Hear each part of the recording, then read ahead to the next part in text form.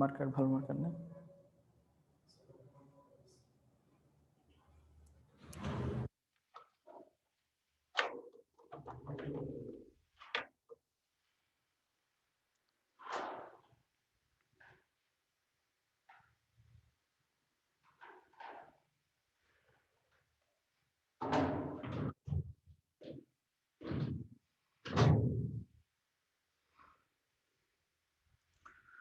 আসসালামু আলাইকুম ওয়া রাহমাতুল্লাহ।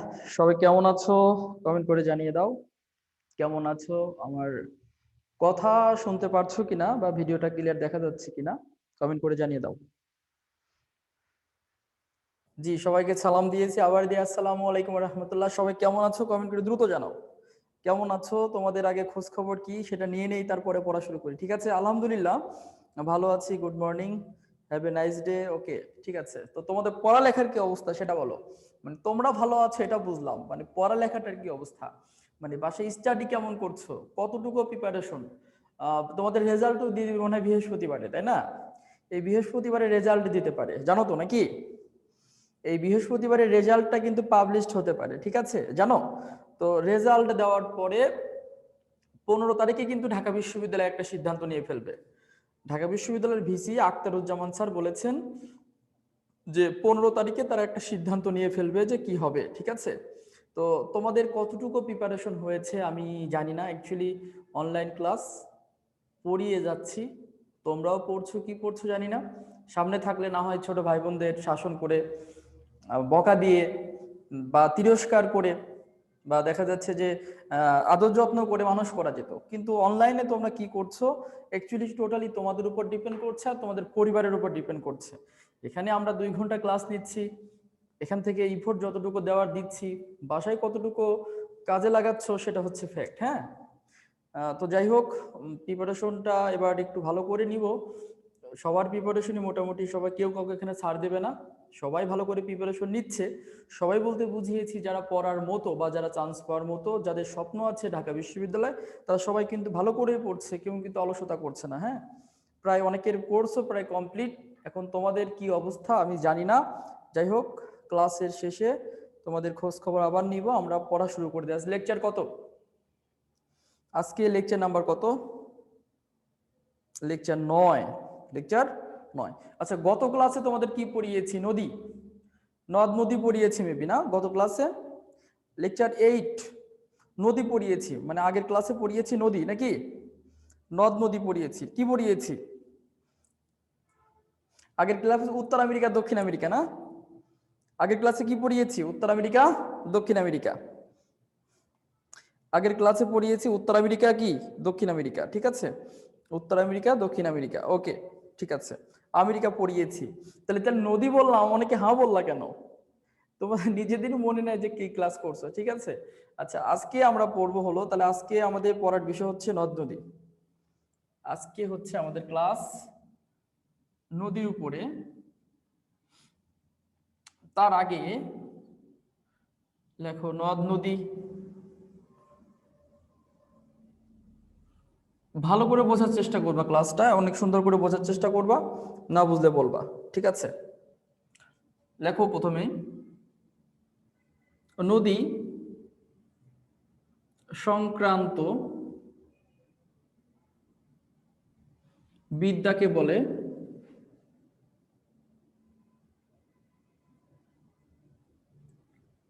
পটোমোলজি।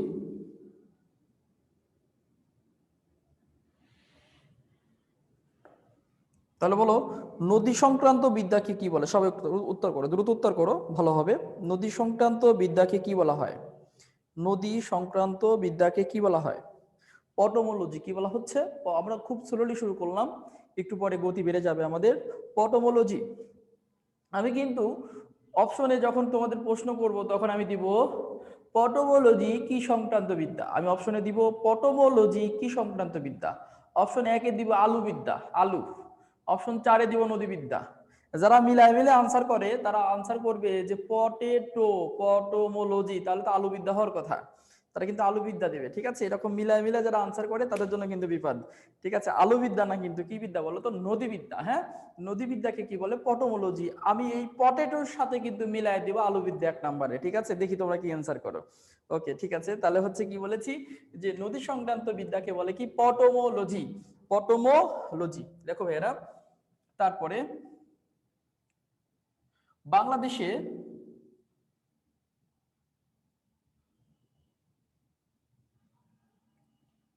ছোট বড় মোট 310টি নদী রয়েছে। এই তথ্যটাই বহুল প্রচলিত, মনে রাখবা। তাহলে বাংলাদেশের ছোট বড়, আমরা আবার বলছি, আমরা খুব স্থিরভাবে স্লো শুরু করেছি, একটু পরে গতি বাড়িয়ে দিব। আমরা আগে বিষয়টা বুঝে নেই, আগে স্থির হই, ক্লাসের সাথে অ্যাডজাস্ট হই। তাহলে বাংলাদেশে ছোট বড় মোট নদী রয়েছে 310টা। তবে বাংলাপিডিয়ার মতে যদি কখনো থাকে, বাংলাপিডিয়া, তোমরা জানো বাংলাপিডিয়া হলো দক্ষিণ এশিয়ার সবচেয়ে বড় জ্ঞানকোষ। বাংলাপিডিয়ার মতে বাংলাদেশে নদী আছে প্রায় 700টি, এটা বাংলাপিডিয়ার মতে। তবে এতে কনফিউশন করার কোনো কিছুই নাই, ঠিক আছে? কনফিউশন করার কোনো দরকার নাই। যখন 710টা থাকবে তখন থাকবে 210, 110, 310, 350 এরকম অপশন থাকবে।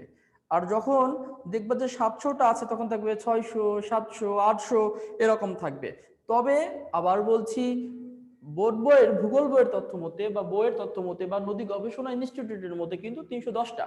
এই 310টা থাকলে 100% 310টা দিবা। 310টা থাকলে 700 থাকবে না। আবার দুইটাই থাকলে তুমি 310টা দিও। কিন্তু আবার বলছি, দুইটা একত্রে থাকবে না।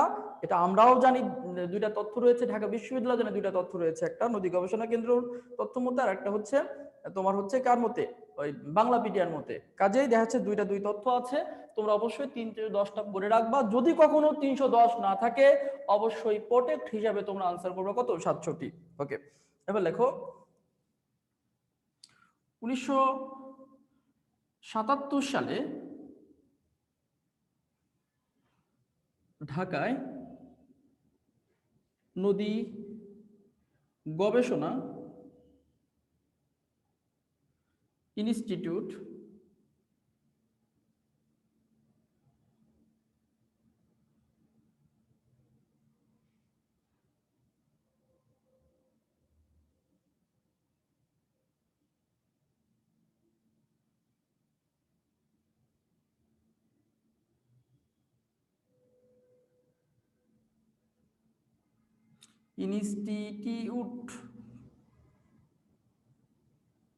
বা নদী গবেষণা কেন্দ্র, এক কথায় লেখো, বাংলায় লিখি। তাহলে নদী গবেষণা কেন্দ্র প্রতিষ্ঠিত হয়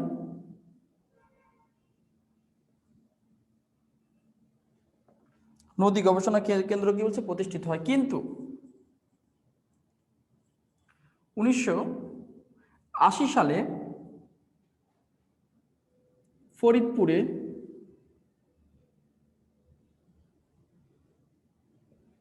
স্থানান্তরিত করা হয়।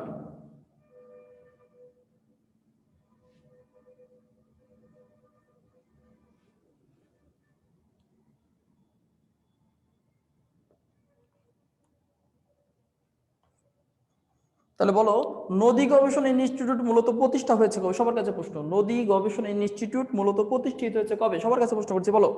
নদী গবেষণা ইনস্টিটিউট প্রতিষ্ঠিত হয়েছে কবে? 1977 সালে।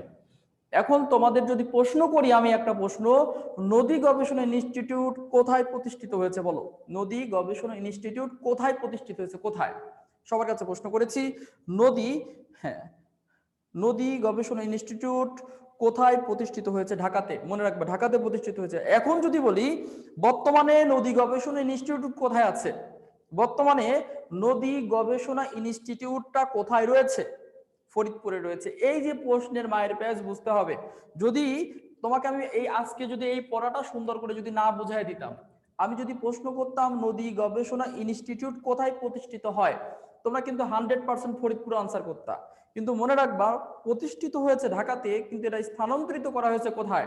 ফরিদপুরে। বর্তমানের অবস্থান কোথায় বলো তো? বর্তমান অবস্থান চাইলে অবশ্যই কোথায় দিতে হবে? ফরিদপুরে দিতে হবে। ঠিক আছে। আর যদি বলা হয় প্রতিষ্ঠিত কোথায়, বলতে হবে ঢাকায় 1977 সাল। আর এটা ট্রান্সফার করা হয়েছে 1900 কত সালে? 80 সালে। এবার লেখো বাংলাদেশের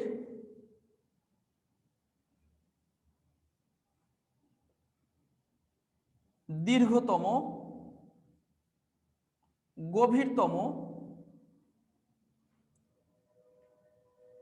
নাব্যতম, নাব্য বলতে পানির পরিমাণ বেশি, দীর্ঘতম, গভীরতম, নাব্যতম, প্রশস্ততম,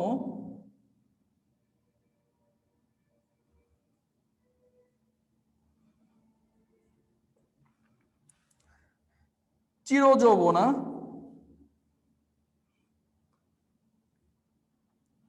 চিরযৌবনা নদী মেঘনা। তাহলে বলো তোমরা, যদি বলি বাংলাদেশের, এই কথাগুলো ভালো করে মনে রাখবা, যদি বলি বাংলাদেশের দীর্ঘতম নদী, তখন কোনটা উত্তর? কত দ্রুত বলো। যদি বলি বাংলাদেশের দীর্ঘতম নদী, সবাই মেঘনা। যদি বলি বাংলাদেশের গভীরতম নদী, গভীরতম মেঘনা। যদি বলি বাংলাদেশের নাব্যতম, নাব্যতা বলতে পানির পরিমাণ বেশি, যে নদীর আলোর ঢেউ বেশি, গভীরতা বেশি, পানির পরিমাণটা বেশি থাকে, দুইটা মৌসুমে, শুষ্ক মৌসুম, বর্ষা মৌসুমে, দুই মৌসুমে যে নদীতে পানির পরিমাণ বেশি থাকে তাকে নদীর নাব্যতা বলে। তাহলে কি বলছি, নাব্যতম নদী কোনটা? মেঘনা। ঠিক আছে। প্রশস্ততম নদী কোনটা? সবচেয়ে প্রশস্ত, প্রশস্ত মেঘনা। চিরযৌবনা, এই যে নাব্যতাই, এই নাব্যতা আমরা পড়াই, কিন্তু ঢাকা বিশ্ববিদ্যালয় এই নাব্যতা কথাটি না ব্যবহার করে ঢাকা বিশ্ববিদ্যালয় ব্যবহার করলো হচ্ছে চিরযৌবনা নদী কোনটা? মেঘনা। ঠিক আছে। চিরযৌবনা নদী, চিরযৌবনা বলতে এটা বোঝায় যে মৌসুম দুইটা, একটা শুষ্ক মৌসুম, একটা বর্ষা মৌসুম। তো শুষ্ক মৌসুমে তো নদী সচরাচর মরে যায়, পানি থাকে না, কিন্তু মেঘনা নদীতে কিন্তু পানি শুকায় না, মেঘনা নদীতে পানির কিন্তু ঠিকই থাকে। ঠিক আছে। লক্ষ্য করো, এই জন্য মেঘনা নদী তার যৌবন দুইটা মৌসুমে ধরে রাখে বলে ঢাকা বিশ্ববিদ্যালয় এখানে একটা শব্দ ব্যবহার করেছে, চির যৌবনা নদী, যার অপর বিষয় আমরা বলছি নাব্যতা। ঠিক আছে। সবাই কি বুঝতে পেরেছো এই শব্দটা? ক্লিয়ার সবাই? এইটুকু বুঝতে পেরেছো? ওকে, ঠিক আছে। তারপরে দেখো পরেরটা, বাংলাদেশের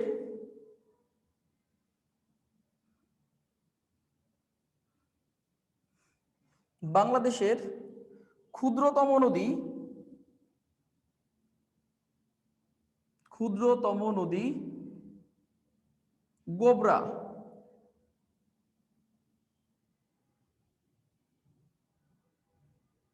এর লাস্টে কিন্তু আকার দিও। এর আগের ক্লাসে কিন্তু একজন আকার দেয় নাই, লাস্টে আমার ফোন দিয়েছে রাতে যে ভাইয়া আপনি কি যেন শিখাইছিলাম, বললাম কি শিখাইছি, আপনি বলছিলেন যে বাংলাদেশের ক্ষুদ্রতম নদী গবর। আরে গবর বলছি নাকি, আকার দেখতে হবে, কি বলছিলাম? গোবরা। খবরদার আকার দিও, কিন্তু আপত্তায় না লাগালে কিন্তু বিপদ হবে। ঠিক আছে। আমারে ফোন দিছে, ভাইয়া গবর নাকি, বললাম কি বলো তুমি, আমি তো পড়িয়েছি গোবরা। কই ভাই আকারে মিস হয়েছে, খবরদার তোকে এটা করবো না। কি বলতো? গোবরা। তাহলে বাংলাদেশের ক্ষুদ্রতম নদী কোনটা? গোবরা নদী। কোনটা বলতো? গোবরা। এখন গোবরা কোথায় দেখো।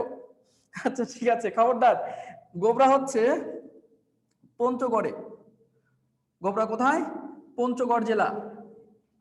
পঞ্চগড় জেলা বাংলাদেশের সর্ব উত্তরের জেলা। বলতো বাংলাদেশের সর্ব উত্তরের, না গোবরা, আচ্ছা ঠিক আছে, বাংলাদেশের সর্ব উত্তরের জেলা কোনটা বলতো? বাংলাদেশের সর্ব উত্তরের জেলা কোনটা? সবচেয়ে উত্তরে, উপর দিকে পঞ্চগড়। এই পঞ্চগড়ে রয়েছে হলো গোবরা নদী। তাহলে পঞ্চগড়ে রয়েছে কি বলতো? গোবরা, যার দৈর্ঘ্য মাত্র 4 কিলোমিটার।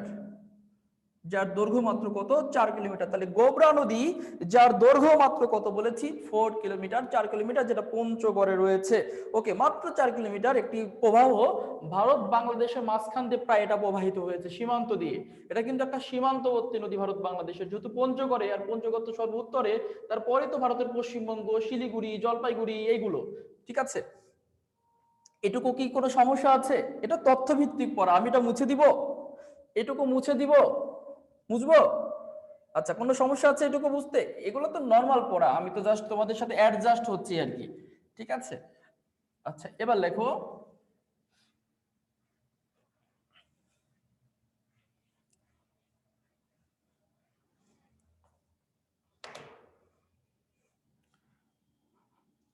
বাংলাদেশের স্রোতজ নদী, স্রোতজ মানে স্রোত বেশি, স্রোতজ, খরস্রোত, কি স্রোত? খরস্রোত মানে স্রোত বেশি, ধারালো স্রোত যাকে বলে, খরস্রোত নদী, স্রোতজ নদী, খরস্রোত নদী, কর্ণফুলী, কর্ণফুলী, স্রোতজ নদী, খরস্রোত নদী কোনটা বলো তো? কর্ণফুলী। কর্ণফুলী আমরা জানি এটা একটা পাহাড়ি নদী, আর পাহাড়ি নদীর স্রোত অবশ্যই বেশি থাকে, কারণ উঁচু নিচু থাকলে পানির গতিটা বেশি থাকে, প্রবাহটা ভালো থাকে, পানি নামে ওঠে, গতি বাড়ে পানির, ঠিক আছে? এটা স্রোতজ নদী। তো এখানে একটা গল্প বলছি, গল্পটা হচ্ছে তোমরা জানো, বলো তো দেখি, বাংলাদেশের সবচাইতে বর্তমানে বাংলাদেশে 50টি উপজাতি বসবাস করে। আমার গল্পের মধ্যে কিন্তু পড়া থাকবে, বাংলাদেশে বর্তমান কতটি উপজাতি বসবাস করে বলো? বর্তমানে বাংলাদেশে 50টি উপজাতি রয়েছে। কয়টা উপজাতি? 50টি উপজাতি বা ক্ষুদ্র নিগোষ্ঠী রয়েছে 50টি। এই 50টি উপজাতির মধ্যে সবচাইতে বেশি বসবাস করে চাকমা। সবচেয়ে বেশি বসবাস করে কারা বলো তো? হ্যাঁ, তোমরা বলেছো 50টি, চাকমা। চাকমারা সবচেয়ে বেশি। তো এই চাকমাদের প্রধানকে বলে রাজা। তো একটা গল্প বলছি, গল্প শোনো। একটা গল্প বলবো, 1 মিনিটের না 30 সেকেন্ডের গল্প, বা 1 মিনিট লাগতে পারে। বলবো, গল্প বলবো? ওকে, ঠিক আছে। তো চাকমা রাজা, চাকমাদের প্রধানকে রাজা, হ্যাঁ, চাকমা রাজা চাকমা রানীকে নিয়ে জ্যোৎস্না স্নিগ্ধ রাতে, জ্যোৎস্না স্নিগ্ধ রাতে জ্যোৎস্না বিলাসের জন্য কি করেছে? একটা নদীতে নেমেছে। রাতে নেমে নৌকানে ভ্রমণ করছে রাতের বেলা জ্যোৎস্না বিলাসের জন্য। তো ওই রাতে রাজা রানীকে ভালোবেসে একটা ফুল দেয় তার কানে, ফুল দিয়েছে কানে। তো তারা দুজন ঘুরতে ঘুরতে, নৌকানের নদীতে ঘুরতে ঘুরতে, পানি জল ছিটাইতে ছিটাইতে হঠাৎ করে ওই রানীর কানের যে ফুলটা ছিল সেই ফুলটা যায় পানিতে পড়ে। তখন রানী চিন্তা করে, রাজা দিয়েছে ভালোবেসে ফুল কানে, সেই ফুল পড়ে গেল পানিতে, তাহলে এই ফুলটা উঠানো দরকার। রানী ফুলটা উঠাইতে গিয়ে ওই নদীতে পড়ে মারা যায়। তাহলে বলো তো দেখি তোমরা, রাজা রানীকে কি দিয়েছিল? রাজা রানীকে কি দিয়েছিল বলো তো? বলো, রাজা রানীকে কি দিয়েছিল? ফুল দিয়েছিল। কোথায় দিয়েছিল? ওই রাতে ভালোবেসে কোথায় দিয়েছিল ফুল? কানে দিয়েছিল, কানে দিয়েছিল। লক্ষ্য করো তাহলে, সেই থেকে এই নদীর নাম কি হয়েছে? কানের অপর নাম কি? কর্ণ। আর দিয়েছিল কি? ফুল, কর্ণফুলী। তাহলে এই নদীর নাম কি বলতো? কর্ণফুলী। তাহলে নদীর নাম কি বলো? কর্ণফুলী। ঠিক আছে, এটা কিন্তু একটা গল্প এরকম কথিত রয়েছে, এই জন্য আমি তোমাদের গল্পটা বললাম। ঠিক আছে, আর একটা কাহিনী আছে, সত্য না যাই হোক, এটা একটা কাহিনী আছে এরকম একটা, আমি এই জন্য তোমাদের সামনে উপস্থাপন করলাম। এটা কিন্তু আমার বানানো গল্প না, এরকম একটা কাহিনী কিন্তু রয়েছে। ঠিক আছে, ওকে। আর তোমরা যে কানে, তোমরা যে কোথায় ফুল নাও, তোমাদের তো দেখা যায় 14 ফেব্রুয়ারি, এখন শুধু 14 ফেব্রুয়ারি নেই, 14 ফেব্রুয়ারি, 21 ফেব্রুয়ারি, 31, 26 মার্চ, 14 ডিসেম্বর, শহীদ বুদ্ধিজীবী দিবস, সব দিবসে তোমাদের মাথায় ফুল থাকে, কানে ফুল থাকে। মানে সচরাচর 14 ফেব্রুয়ারি কি, সব দিবসকে আমরা বানায় নিছি, কিন্তু 14 ফেব্রুয়ারি, 14 ডিসেম্বর পর্যন্ত, যেদিন শহীদ বুদ্ধিজীবী দিবস সেদিন পর্যন্ত, 21 ফেব্রুয়ারি সেদিন ভাষা শহীদ দিবস, সেদিন পর্যন্ত আমরা মাথায় ফুল নিয়ে ঘুরি। ঠিক আছে, লক্ষ্য করো তাহলে। আচ্ছা ঠিক আছে, ওকে। শুধু মানুষের একটা দেখি টিভিতে। আচ্ছা ঠিক আছে, ওকে ভাইয়া। আচ্ছা, ওকে। তাহলে কর্ণফুলী, বাংলাদেশের স্রোতজ বা খরস্রোত নদী কোনটা বলেছি? কর্ণফুলী বলেছি। তাই লেখো, এ নদীর স্রোতকে, এ নদীর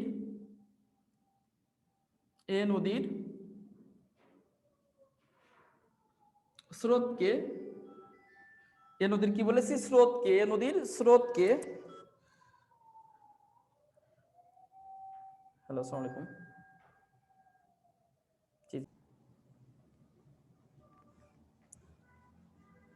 স্রোতকে কাজে লাগিয়ে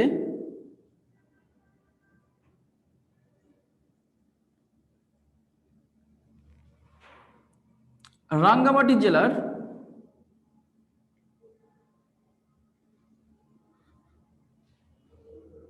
জেলার কাপ্তাই উপজেলায়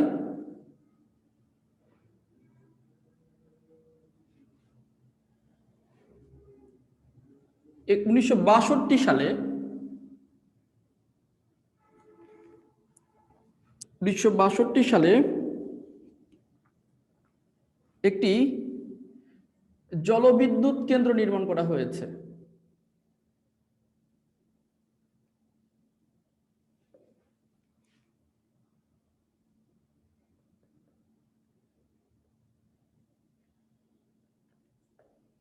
একটি জলবিদ্যুৎ কেন্দ্র নির্মাণ করা হয়েছে। ওকে, ঠিক আছে, লক্ষ্য করো। তাহলে বলেছি যে তোমরা আমাকে বলো বাংলাদেশের সবচেয়ে ভালো করে পড়ালেখার চেষ্টা করো। ভাই যখন মজা করবো তখন সবাই একসঙ্গে মজা করব, যখন পড়ালেখা করব তখন একসাথে সবাই পড়ালেখা করবো, ঠিক আছে? তাহলে বলেছি বাংলাদেশের স্রোতজ বা খরস্রোত নদী কর্ণফুলী নদী। এ নদীর স্রোত যেহেতু স্রোতবহুল নদী ভাইয়েরা, এ নদীর স্রোতকে কাজে লাগিয়ে উনি রাঙ্গামাটি জেলা, কোন জেলা? রাঙ্গামাটি। জানো তো আমাদের আয়তনে সবচেয়ে বড় জেলার নাম কিন্তু রাঙ্গামাটি। আমাদের আয়তনে সবচেয়ে বড় জেলা রাঙ্গামাটি। রাঙ্গামাটি জেলায় কাপ্তাই উপজেলায়, কাপ্তাই একটি উপজেলায় রাঙ্গামাটি জেলার 1962 সালে এখানে একটি জলবিদ্যুৎ কেন্দ্র নির্মাণ করা হয়েছে। তাহলে তোমাদের কাছে প্রশ্ন হচ্ছে বাংলাদেশের একমাত্র জলবিদ্যুৎ কেন্দ্রের নাম কি? বাংলাদেশের একমাত্র জলবিদ্যুৎ কেন্দ্রের নাম কি? সবাই উত্তর করো, সবাই। বাংলাদেশের একমাত্র জলবিদ্যুৎ কেন্দ্রের নাম কি? কাপ্তাই জলবিদ্যুৎ কেন্দ্র হচ্ছে বাংলাদেশের একমাত্র জলবিদ্যুৎ কেন্দ্র। 1900 কত সালে প্রতিষ্ঠিত হয়েছে বলো, সবাই বলো। 1900 কত সালে প্রতিষ্ঠিত হয়েছে? 1962 সালে প্রতিষ্ঠিত হয়েছে। তাহলে কাপ্তাই একটি উপজেলা, যে উপজেলা রাঙ্গামাটি জেলায় অবস্থিত, যেখানে একটি জলবিদ্যুৎ কেন্দ্র নির্মাণ করা হয়েছে। এই কর্ণফুলীর স্রোতকে কাজে লাগিয়ে তোমার হচ্ছে 62 সাল থেকে বিদ্যুৎ উৎপাদন করা হচ্ছে কিন্তু এখানে, ঠিক আছে? সবাই বুঝতে পেরেছো? ধন্যবাদ। হ্যাঁ, সবাই উত্তর করেছো, সবাই অনেক অনেক ধন্যবাদ সবাইকে। তারপরে দেখো, লেখো সবচেয়ে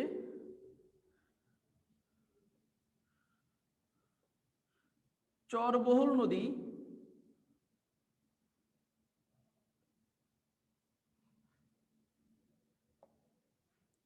যমুনা। কোন নদীতে চর বেশি বলো? সবার কাছে প্রশ্ন, কোন নদীতে চর বেশি? কোন নদীতে চর বেশি? যমুনা নদী। কি চর বেশি? আবার চোর লেখো না যে চোর বেশি, চোর না কিন্তু, চর বেশি। কোন নদীতে চর বেশি? যমুনা নদীতে চর বেশি, ঠিক আছে? তো এই চর আর চুর, চোরের কথা শুনে মনে পড়ে গেল একটা কথা। হ্যাঁ, চর মানে হচ্ছে বালি, মানে মাঝখানে যে মানে বালি জেগে ওঠে, বালি ওঠে, বালি জেগে মানে একটা চরের সৃষ্টি, দ্বীপের মতো সৃষ্টি হয়, ওটাকে চর বলে। বালি থাকে, শুধু বালি। আবার চর যেটা আবার পানি আসলে বা বর্ষা মৌসুমে ওই চরটা ডুবে যায়, ঠিক আছে? বালি। ওকে, চর না চুর? চুর। ময়মনসিংহ, জামালপুর এই অঞ্চলে আমার যারা ছোট ভাই বোন আছো তাদের জন্য বলছি, একবার ময়মনসিংহে ক্লাস নিতে গেলাম। একবার ময়মনসিংহে ক্লাস নিতে গিয়ে একটা ছেলে ক্লাসে খুবই দুষ্টম করছে, খুবই দুষ্টম করছে। তো ওকে বললাম, এই তুই কি পড়ালেখা করবি? তো বলে যে ভাই পড়ালেখা তো করি ভাই, ভালো লাগে না ভাই, আমার ভালো লাগে হচ্ছে। তোর কি ভালো লাগে? ভাই আমার গান গাইতে ভালো লাগে। ক্লাসের মধ্যে বলতেছে যে আমার গান গাইতে ভালো লাগে। তো বললাম যে তাহলে তো গানই গাওয়া ভাই। ক্লাসের মধ্যে ডাক দিলাম, ডাক দিয়ে দাঁড় করাই দিলাম। তো বলছে ভাই গান গাই। বললাম আমি তোকে যে গান শিখিয়ে দিব তুই সেই গান গাইবি। ভাই কি গান ভাই বলেন তো? আমি ওরে শিখাই দিলাম, তুই গান গাইবি, আমি একটা চোর, একটা গান আছে কিন্তু, তুমি একটা চোর দুজনা করব চুরি দুজনাকে। কই ভাই এই গান গাইবো? বলে অবশ্যই গাইবি। গান শুরু করে দিলাম, আমি একটা চুর তুমি একটা চুর। অ্যাকচুয়ালি যে ও যে চোর বলতে পারবে না, ও যে চুর বলবে, সবাই হাসতে হাসতে অবস্থা খারাপ হয়ে গেছে। চোর বলতে পারে না, বলছে আমি একটা চুর তুমি একটা চুর। চুর না কিন্তু কি হয় বলেছে? চোর। ঠিক আছে, ওকে ওকে। তার লক্ষ্য করো সবচেয়ে চরবহুল নদী কোনটা বলেছি? যমুনা। আচ্ছা, ওকে। দেখো তারপর লেখো, তোমরা বলো দেখি ভাইয়েরা, তোমাদের একটা প্রশ্ন এখানে দিচ্ছি, বলো তো দেখি, সবার জন্য প্রশ্ন, এটা কমন সেন্সের ব্যাপার। মনু নদী কোথায় বলো তো? তোমাদের সবার জন্য একটা প্রশ্ন থাকলো, দ্রুত বলবা। মনু নদী কোথায়? দ্রুত বলো দেখি, কমন সেন্স কত তোমাদের। মনু নদী কোথায়? মনু, সবাই বলো মনু। মনু নদী কোথায়? দেখি কে পারে, কার কত কমন সেন্স দেখি, দ্রুত বলো মনু নদী কোথায়? মনু, মনু নদী কোথায়? সাবাস, আঞ্জুম জাহান সামান্তা, ও তো সেই বুদ্ধি মাথায়। ওকে, মনু নদী। সবাস, আশিক বলেছে, ধন্যবাদ ধন্যবাদ। রিমন বলেছে, ওরে বাবারে। তারপরে হচ্ছে শারবিন বলেছে, সবাই সবাই। আচ্ছা ঠিক আছে। শ্রাবণী, তোমাদের মাথায় এত বুদ্ধি কেমনে হইলো? আমি তো পড়াইতে পড়াইতে আমি তো তোমার সেই বুদ্ধি তোমাদের মাথায়, কমন সেন্স সবার হয়েছে, এত সুন্দর কমন সেন্স তোমাদের। এখন সবাই পারবে না। আচ্ছা লক্ষ্য করো, তোমাদের মাথায় অ্যাকচুয়ালি কিডনি আছে, বুঝছো? তোমাদের মাথায় কিডনি রয়েছে। লক্ষ্য করো, এই যারা আনসার করছে তারা চিন্তা করছে যে মনু নদী, চিন্তা করছে মনু, মনু তো বরিশালেরা কয়, তাহলে মনু নদী কোথায় হবে বরিশালে? অ্যাকচুয়ালি মনু নদী বরিশালে নাই, মনু নদী হচ্ছে তোমার কোথায়, তেতুলিয়াতে। মনু নদী মৌলভীবাজারে। মনু নদী কোথায়? মৌলভীবাজার, মৌলভী বাজার। তাহলে মনু নদী কোথায় বলো তো? মৌলভীবাজার। খবরদার এই মিলায় মিলে আনসার করা যাবে না। আমি কিন্তু অপশনে দেব মনু নদী কোথায়, অপশন একে দেব বরিশাল, আর তোমরা চিন্তা করবা বরিশালেরা কয় মনু, তাহলে এক নাম্বার উত্তর হবে বরিশাল। কোনো কথা নাই, কোনো প্রশ্ন না হলে এটা হবে। খবরদার মিলায় মিলে আনসার করা যাবে না। আচ্ছা ঠিক আছে, সবাই বরিশাল উত্তর করেছো। তাহলে মনু নদী কোথায় বলো তো? মৌলভীবাজারের একটা নদীর নাম কিন্তু মনু নদী। ঠিক আছে, এইটা কিন্তু করা যাবে না। আচ্ছা মিলে আনসার করো, তোমাদের অবস্থা কিন্তু খারাপ, বুঝছো? তারপরে দেখো পরের প্রশ্ন, দেখো ভাইরা, তাহলে হচ্ছে সবচেয়ে চরমহল নদী কোনটা? যমুনা। আর মনু নদী কোথায় বলেছে? মৌলভীবাজার, এটা মাথায় রেখো। তারপরে লেখো বাংলাদেশ থেকে, বাংলাদেশ থেকে ভারতে, ভারতে মোট নদী গিয়েছে 5টি। দেখো তাহলে বাংলাদেশ থেকে ভারতে মোট নদী কয়টা গেছে বলো? বলো, বাংলাদেশ থেকে ভারতে মোট নদী গিয়েছে কয়টা? সবাই বলো, বাংলাদেশ থেকে ভারতে মোট নদী কয়টা গিয়েছে? বাংলাদেশ থেকে ভারতে, আমাদের দেশ থেকে, এটা কিন্তু বুদ্ধিতে বুঝতে হবে। সবাই পড়ে কিন্তু সবাই বোঝার চেষ্টা করো ভালো করে। বাংলাদেশ থেকে ভারতে নদী প্রবেশ করেছে কতটি? 5টি। ভারতে গিয়েছে 5টি। দেখো এর মধ্যে, এর মধ্যে 5টার মধ্যে ফিরে এসেছে, মানে ফিরে এসেছে হচ্ছে, ফিরে এসেছে 4টি। তাহলে বলো তো ফিরে এসেছে কয়টা? মানে 5টা নদীর মধ্যে গিয়ে আবার বাংলাদেশে প্রবাহিত হয়েছে, মানে এভাবে গিয়ে আবার বাংলাদেশে ফিরে এসেছে। তাহলে ফিরে এসেছে কতটি? 4টি নদী বাংলাদেশে ফিরে এসেছে। মানে ভারত থেকে বাংলাদেশে, মানে বাংলাদেশ থেকে ভারতে গিয়েছে আবার বাংলাদেশে ফিরে এসেছে। কয়টা বলো তো? 4টি নদী। নাম্বার 1 লেখো আত্রাই, আত্রাই। 2 মহানন্দা, মহানন্দা। নাম্বার 3 আত্রাই, মহানন্দা, মহানন্দা পুনর্ভবা, পুনর্ভবা। নাম্বার 4 টাঙ্গন, আত্রাই, মহানন্দা, পুনর্ভবা, টাঙ্গন। 4টা লেখো। আত্রাই নদী, মহানন্দা নদী, পুনর্ভবা নদী, টাঙ্গন নদী। আত্রাই, মহানন্দা, পুনর্ভবা, টাঙ্গন। আত্রাই, মহানন্দা, পুনর্ভবা, টাঙ্গন। 4টা লিখেছো ভাইরা? 4টা লিখেছো? আত্রাই, মহানন্দা, পুনর্ভবা, টাঙ্গন। এই 4টা হচ্ছে আমাদেরকে ভালোবাসে, ভারত থেকে আবার বাংলাদেশে ফিরে এসেছে। ঠিক আছে, আর লেখো ফিরে আসেনি। তাহলে ফিরে আসে নাই কয়টা? কয়টা রাগ করেছে বলো তো? ফিরে আসেনি বলতে ওই নদীটার প্রবাহ ভারতে রয়ে গেছে। হ্যাঁ, ওই নদীটার প্রবাহ ভারতেই থেকে গেছে, ওটার প্রবাহ আর বাংলাদেশে প্রবেশ করেনি। সেই নদী হচ্ছে একটা, সেই হচ্ছে একটা নাম হচ্ছে আসেনি একটি, তার নাম কুলিক নদী। কুলিক, কুলিক নদী। তাহলে ফিরে আসেনি কোন নদীটা? কুলিক নদীটা ভারতে গিয়ে আর ফিরে আসেনি। তাহলে ফিরে আসেনি কোনটা বলো তো? কুলিক। তাহলে আবার তোমাদের কাছে প্রশ্ন করছি, বাংলাদেশ থেকে ভারতে মোট নদী গিয়েছে কয়টা? বাংলাদেশ থেকে ভারতে মোট নদী গিয়েছে কতটি? সবাই উত্তর করো, মোট নদী গিয়েছে কয়টি? 4টি। কতটি বলতো? 5টি। কতটি? 5টি। মোট নদী গিয়েছে কয়টি? 5টি। এই 5টির মধ্যে ফিরে এসেছে কয়টা? কয়টার প্রবাহ আবার বাংলাদেশে এসেছে? কয়টার প্রবাহ? 4টির প্রবাহ বাংলাদেশে এসেছে। ঠিক আছে, আত্রাই, মহানন্দা, পুনর্ভবা, টাঙ্গন। আত্রাই, মহানন্দা, পুনর্ভবা, টাঙ্গন। আর ফিরে আসেনি কয়টা? একটা, সেটা হচ্ছে কুলিক নদী, যার প্রবাহ বাংলাদেশ থেকে ভারতে গিয়ে ভারতে রয়েছে, ভারতে গিয়ে সেটা শেষ হয়েছে। ঠিক আছে, তাহলে আমরা এটা এখান থেকে মুছে দিচ্ছি। আচ্ছা ওকে, তারপরে দেখো, এটা কি সবাই বুঝতে পারছো? কুলিক, এটা এইটুকু সবাই বুঝতে পেরেছো? মুছে দিলাম। হ্যাঁ,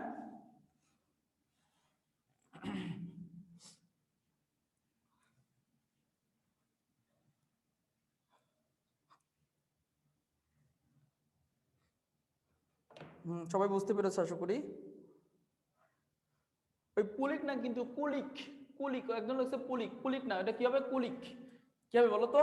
কুলিক নদী, কুলিক নদী, কুলিক নদী। আজকে তোমাদের পড়ানো নেই, হ্যাঁ সলভ ক্লাস তো আজকে, ঠিক আছে? আজকে না অন্যদিন, হ্যাঁ অন্যদিন, অন্যদিন, ওকে। তাহলে কি বলেছি লক্ষ্য করো, দেখো এবার বাংলাদেশের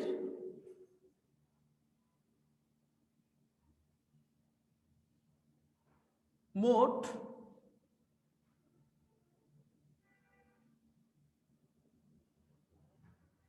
আন্তঃসীমান্ত নদী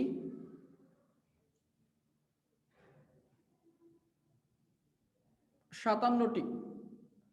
তাহলে বাংলাদেশের মোট আন্তঃসীমান্ত নদী কয়টা? আমি আন্তঃসীমান্ত, আমি প্রত্যেকটা শব্দ ভেঙে পড়াবো, আমি এমনি পড়াবো না।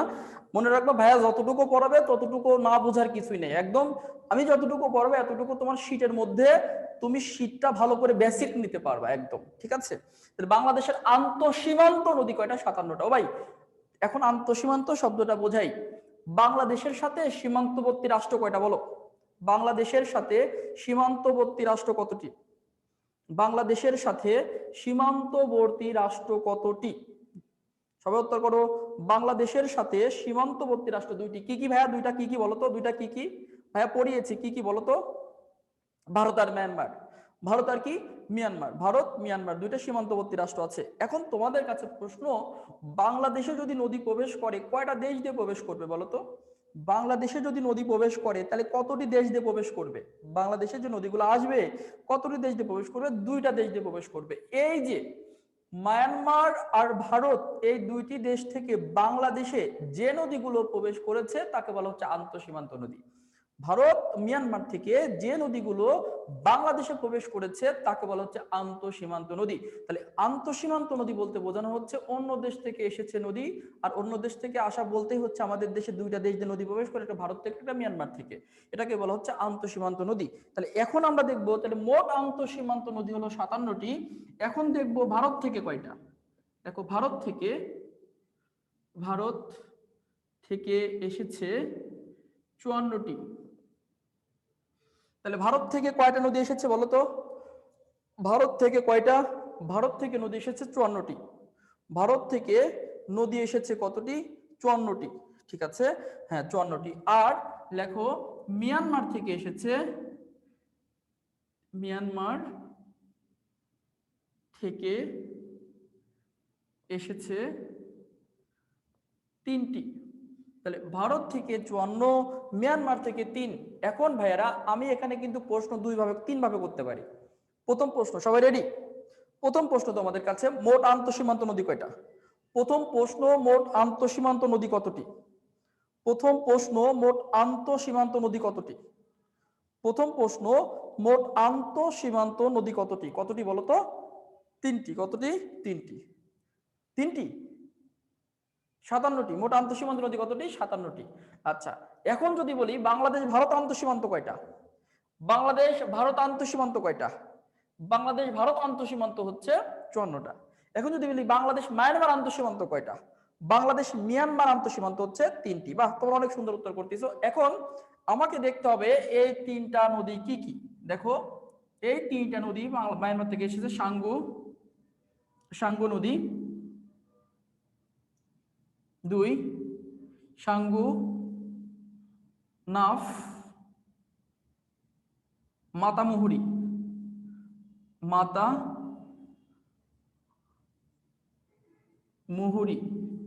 সাঙ্গু নদী, নাফ নদী, মাতামুহুরি নদী। সাঙ্গু নদী, নাফ নদী, মাতামুহুরি নদী। সাঙ্গু নদী, নাফ নদী, মাতামুহুরি নদী। তাহলে 3টা নাম লিখে দাও। তাহলে মিয়ানমার থেকে আসা নদী 3টা নাম আমাকে সবাই লিখে দাও। এখান থেকে আমরা শুধু পড়লে হবে না, আমাদের বুঝতে হবে যে প্রশ্ন কিভাবে আসে। প্রশ্ন আসতে পারে এইভাবে, নিচের কোন নদীটি মিয়ানমার থেকে এসেছে, নিচের কোন নদীটি মিয়ানমার থেকে আসেনি, নিচের কোন নদীটি মিয়ানমার থেকে বাংলাদেশে প্রবেশ করেছে, এরকম প্রশ্ন দিতে পারে বা দিয়েছে। আবার দিতে পারে নিচের কোন নদীটি মিয়ানমার থেকে বাংলাদেশে আসেনি। এইভাবে কিন্তু প্রশ্নগুলো দিতে পারে ভাইরা, ভালো করে লক্ষ্য রাখবা কিন্তু এইদিকে, ঠিক আছে? আচ্ছা, এবার লক্ষ্য করো সবাই, তাহলে এই তিনটা নদী ভালো করে লিখে রাখবা। হ্যাঁ, সবাই লিখেছো, অনেক অনেক ধন্যবাদ সবাইকে, অনেক ধন্যবাদ। আচ্ছা, তাহলে এবার লক্ষ্য করো, এইটুকু বুঝতে পেরেছো, আমি এটা এখান থেকে মুছে দিচ্ছি।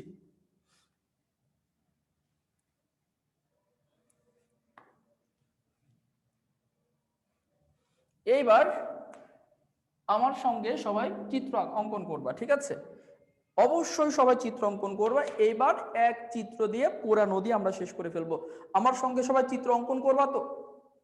আমি যে চিত্র অঙ্কন করবো যদি খারাপ হয়, কেউ তো দেখছে না, তুমি তোমার বাসায় আঁকছো, কিন্তু দয়া করে অনুরোধ করেছি অবশ্যই সবাই চিত্র অঙ্কন করবা, না করলে কিন্তু শিখতে পারবো না, ঠিক আছে? এবং চিত্র অঙ্কন করে আমি আজ যা শেখাবো আমাকে গ্রুপে পোস্ট দিবা, আমি গ্রুপের লকটা খুলে দিব, সবাই সুন্দর করে আঁকিয়ে বুঝে শুনে আমাকে গ্রুপে পোস্ট করবা, আমি তোমাদের পোস্টটা দেখতে চাই, ঠিক আছে?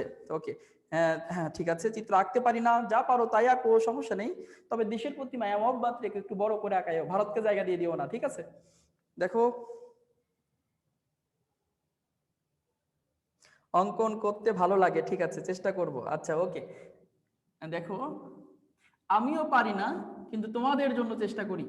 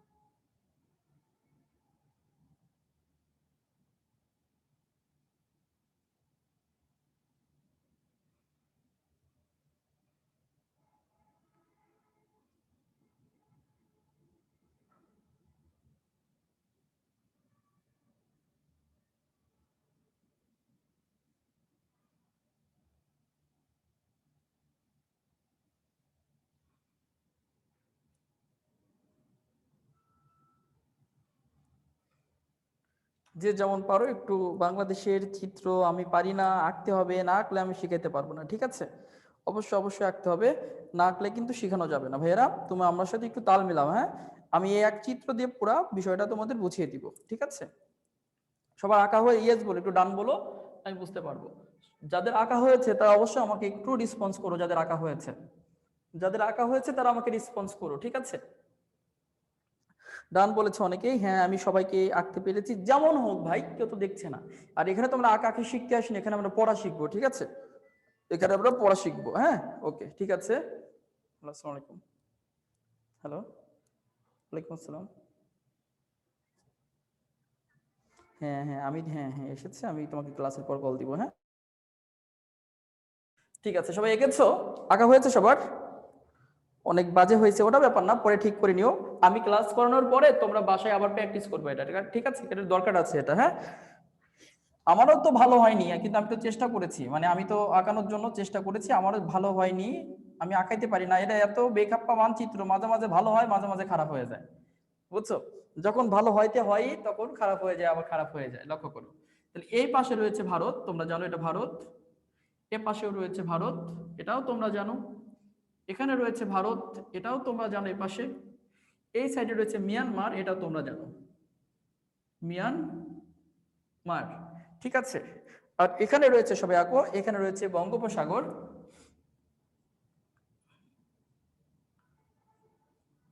বঙ্গোপসাগর, ঠিক আছে? আর উপর দিয়ে রয়েছে হিমালয় পর্বত, হিমালয় পর্বত রয়েছে।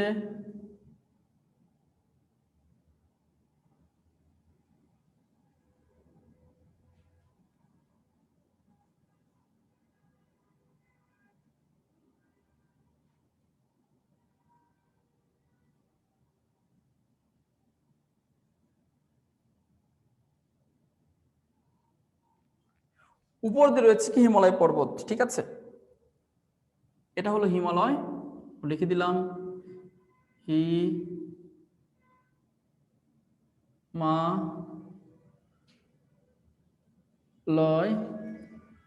পর্বত। হিমালয় কি বলেছি? পর্বত। হিমালয় পর্বত, তাহলে কি এটা হিমালয় পর্বতমালা। ঠিক আছে, পর্বতমালা এটা, যেহেতু অনেকগুলো পর্বত, হিমালয় পর্বতমালা। এই হিমালয় পর্বতমালা 13 কোটি বছর পূর্বে সৃষ্টি হয়েছে। 13 কোটি বছর, কত বছর? এটি 13 কোটি বছর পূর্বে সৃষ্টি হয়েছে। 13 কোটি বছর পূর্বে এর গল্প রয়েছে, এর গল্পটা আমি তোমাদের বললাম না।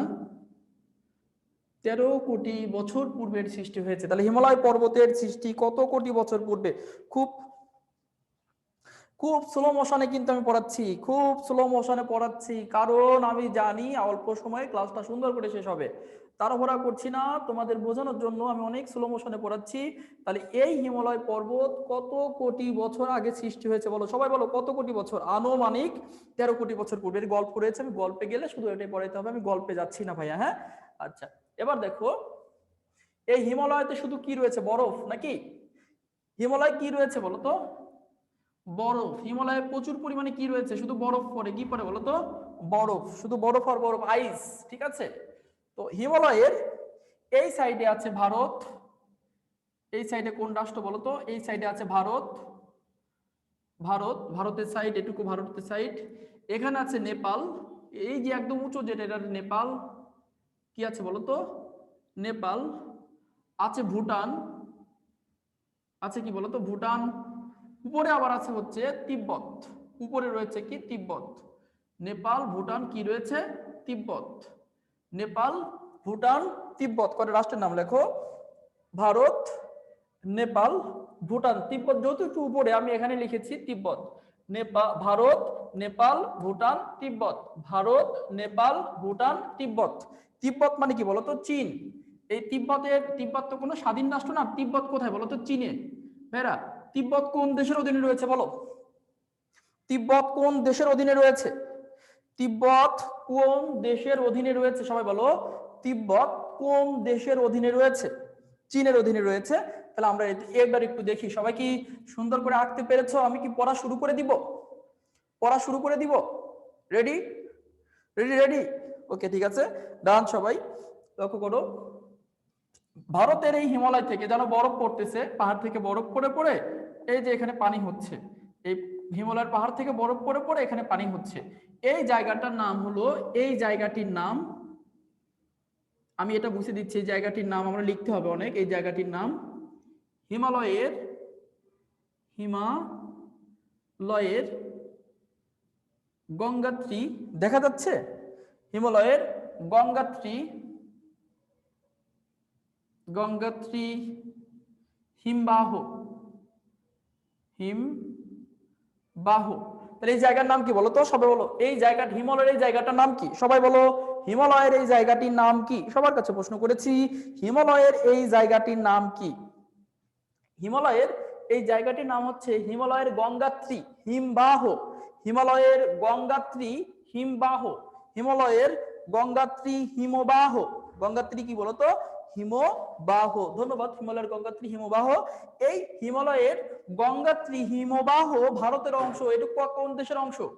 এই হিমালয়টুকু কোন দেশের অংশ? এটুকু কোন দেশের অংশ বলো? খুব স্লো মোশনে বুঝতে হবে, তাড়াহুড়া করা যাবে না।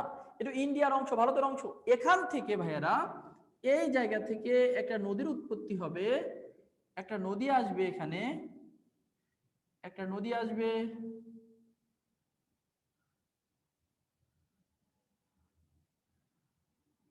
এই নদীর নাম হলো গঙ্গা নদী। কি নদী বলতো? এই নদীর নাম হলো গঙ্গা নদী। গঙ্গা নদী। তাহলে এই নদীর নাম কি? গঙ্গা নদী। তাহলে বলতো গঙ্গার উৎপত্তি কোথায়? সবার কাছে প্রশ্ন করেছি, গঙ্গার উৎপত্তি কোথায়? খুব স্লো মোশনে বুঝতে বলেছি। গঙ্গার উৎপত্তি কোথায় বলো? গঙ্গার উৎপত্তি কোথায়? হিমালয়ের গঙ্গোত্রী হিমবাহ থেকে। হিমালয়ের গঙ্গোত্রী হিমবাহ থেকে উৎপত্তি। ঠিক আছে, লক্ষ্য করো, এই গঙ্গা নদী ভাইয়েরা, তোমরা জানো আমাদের এই জায়গার নাম চাঁপাইনবাবগঞ্জ। চাপাই নবাবগঞ্জ, বুঝে নিও এটা, এটা চাঁপাইনবাবগঞ্জ। তাহলে এটা আমাদের কোন জেলা বলো তো? এই যে এই অংশটুকু, উঁচু অংশটুকু আমাদের সর্বপশ্চিমের জেলা কিন্তু চাঁপাইনবাবগঞ্জ। তাহলে বাংলাদেশের সর্বপশ্চিমের জেলা কোনটা? আমার বাম পাশ অলওয়েজ পশ্চিম, বাম পাশটা পশ্চিম। বাংলাদেশের সর্বপশ্চিমের জেলা কোনটি? চাঁপাইনবাবগঞ্জ হলো বাংলাদেশের সর্বপশ্চিমের জেলা, চাঁপাইনবাবগঞ্জ আমাদের চাঁপাইনবাবগঞ্জ। আর এই পাশে কিন্তু ভারতের মুর্শিদাবাদ, তোমরা জানো এই পাশে ভারতের কোন জেলা বলো তো? মুর্শিদাবাদ জেলা। এই দুইটা জেলা মিলেই তো গৌড় ছিল। আমরা যখন ইতিহাস পড়েছি তখন দেখেছি গৌড় জনপদ পড়েছি। গৌড় জনপদের রাজধানী ছিল কর্ণসুবর্ণ, যে কর্ণসুবর্ণ কিন্তু পড়েছি মুর্শিদাবাদে। এবং এই গৌড়ের নরপতি বা রাজা ছিল শশাঙ্ক, তোমাদের কি মনে আছে আমরা যখন আগে লেকচার পড়েছি? তাহলে গৌড় জনপদ, এই সেই গৌড় জনপদ চাঁপাইনবাবগঞ্জ বাংলাদেশের, আর ভারতের মুর্শিদাবাদ, এই দুইটা জেলা কিন্তু পাশাপাশি, আমাদের চাঁপাই আর ভারতের কি মুর্শিদাবাদ। ঠিক আছে, এখান থেকে ভাইয়েরা গঙ্গা নদীর প্রবাহ দুইটা ভাগে ভাগ, গঙ্গা নদীর প্রবাহ এখান থেকে দুই ভাগে ভাগ। এক ভাগের নাম, এই অংশের নাম হলো ভাগীরথী নদী, ভাগীরথী নদী, এই সেই ভাগীরথী নদী যার তীরে 1757 সালে পলাশির যুদ্ধ হয়েছিল। 1757 সালে পলাশির যুদ্ধ হয়েছিল, তোমরা জানো। তাহলে পলাশির যুদ্ধ কোন নদীর তীরে হয়েছিল বলো? পলাশির যুদ্ধ কোন নদীর তীরে হয়েছিল সবাই বলো? পলাশির যুদ্ধ কোন নদীর তীরে হয়েছিল? ভাগীরথী নদীর তীরে কিন্তু পলাশির যুদ্ধ হয়েছিল, এই সেই ভাগীরথী। তাহলে ভাগীরথী কার শাখা? গঙ্গার শাখা। কিন্তু কার শাখা বলো তো? গঙ্গা। আর একটি প্রবাহ বাংলাদেশে ঢুকবে, একটা প্রবাহ ঢুকবে বাংলাদেশে, মূল একটা প্রবাহ বাংলাদেশের চাঁপাইনবাবগঞ্জে ঢুকলো, ঢুকে এই চাপাই দিয়ে ঢুকে এদিক দিয়ে একবারে চাঁদপুর পর্যন্ত গেল। কোথায় গেল বলো তো? চাঁদপুর। এটা কোথায়? এটা হলো চাঁদপুর জেলা। তাহলে একদম এটার নাম কি? পদ্মা। এটার নাম কি বলো তো? পদ্মা নদী। তাহলে তোমরা বলো, হ্যাঁ তোমরা বলো তো দেখি, গঙ্গার যে শাখাটি বাংলাদেশে ঢুকেছে তার নাম কি? সবার কাছে প্রশ্ন, গঙ্গার যে শাখাটি বাংলাদেশে ঢুকেছে তার নাম কি? সবাই উত্তর করো। পদ্মা নদী। কোনটা বলো তো? পদ্মা। তাহলে গঙ্গার যে শাখাটি বাংলাদেশে প্রবেশ করেছে তার নাম কি বলেছি? পদ্মা। নাম কি? পদ্মা নদী। তাহলে এখন তোমরা এই পদ্মা নদী, তোমাদের যদি প্রশ্ন করি, সবাই একটু আঁকিয়েছো, আঁকানোর পর আমি তোমাদের দুইটা প্রশ্ন করব। এইটুকু কি সবার আঁকানো হয়েছে? এইটুকু সবার আঁকানো হয়েছে? দয়া করে ভাই একটু আঁকো, কষ্ট করো আমার সাথে, ঠিক আছে? দেখো তোমাদের যদি এখন প্রশ্ন করি, প্রথম প্রশ্ন, গঙ্গার উৎপত্তি কোথায়? প্রথম প্রশ্ন, গঙ্গার উৎপত্তি কোথায়? গঙ্গার উৎপত্তি কোথায়? হ্যালো, জি জি জি, আমি ক্লাস থেকে বের হয়ে কল দিচ্ছি। হ্যাঁ, ওকে ওকে ওকে। তাহলে গঙ্গার উৎপত্তি কোথায়?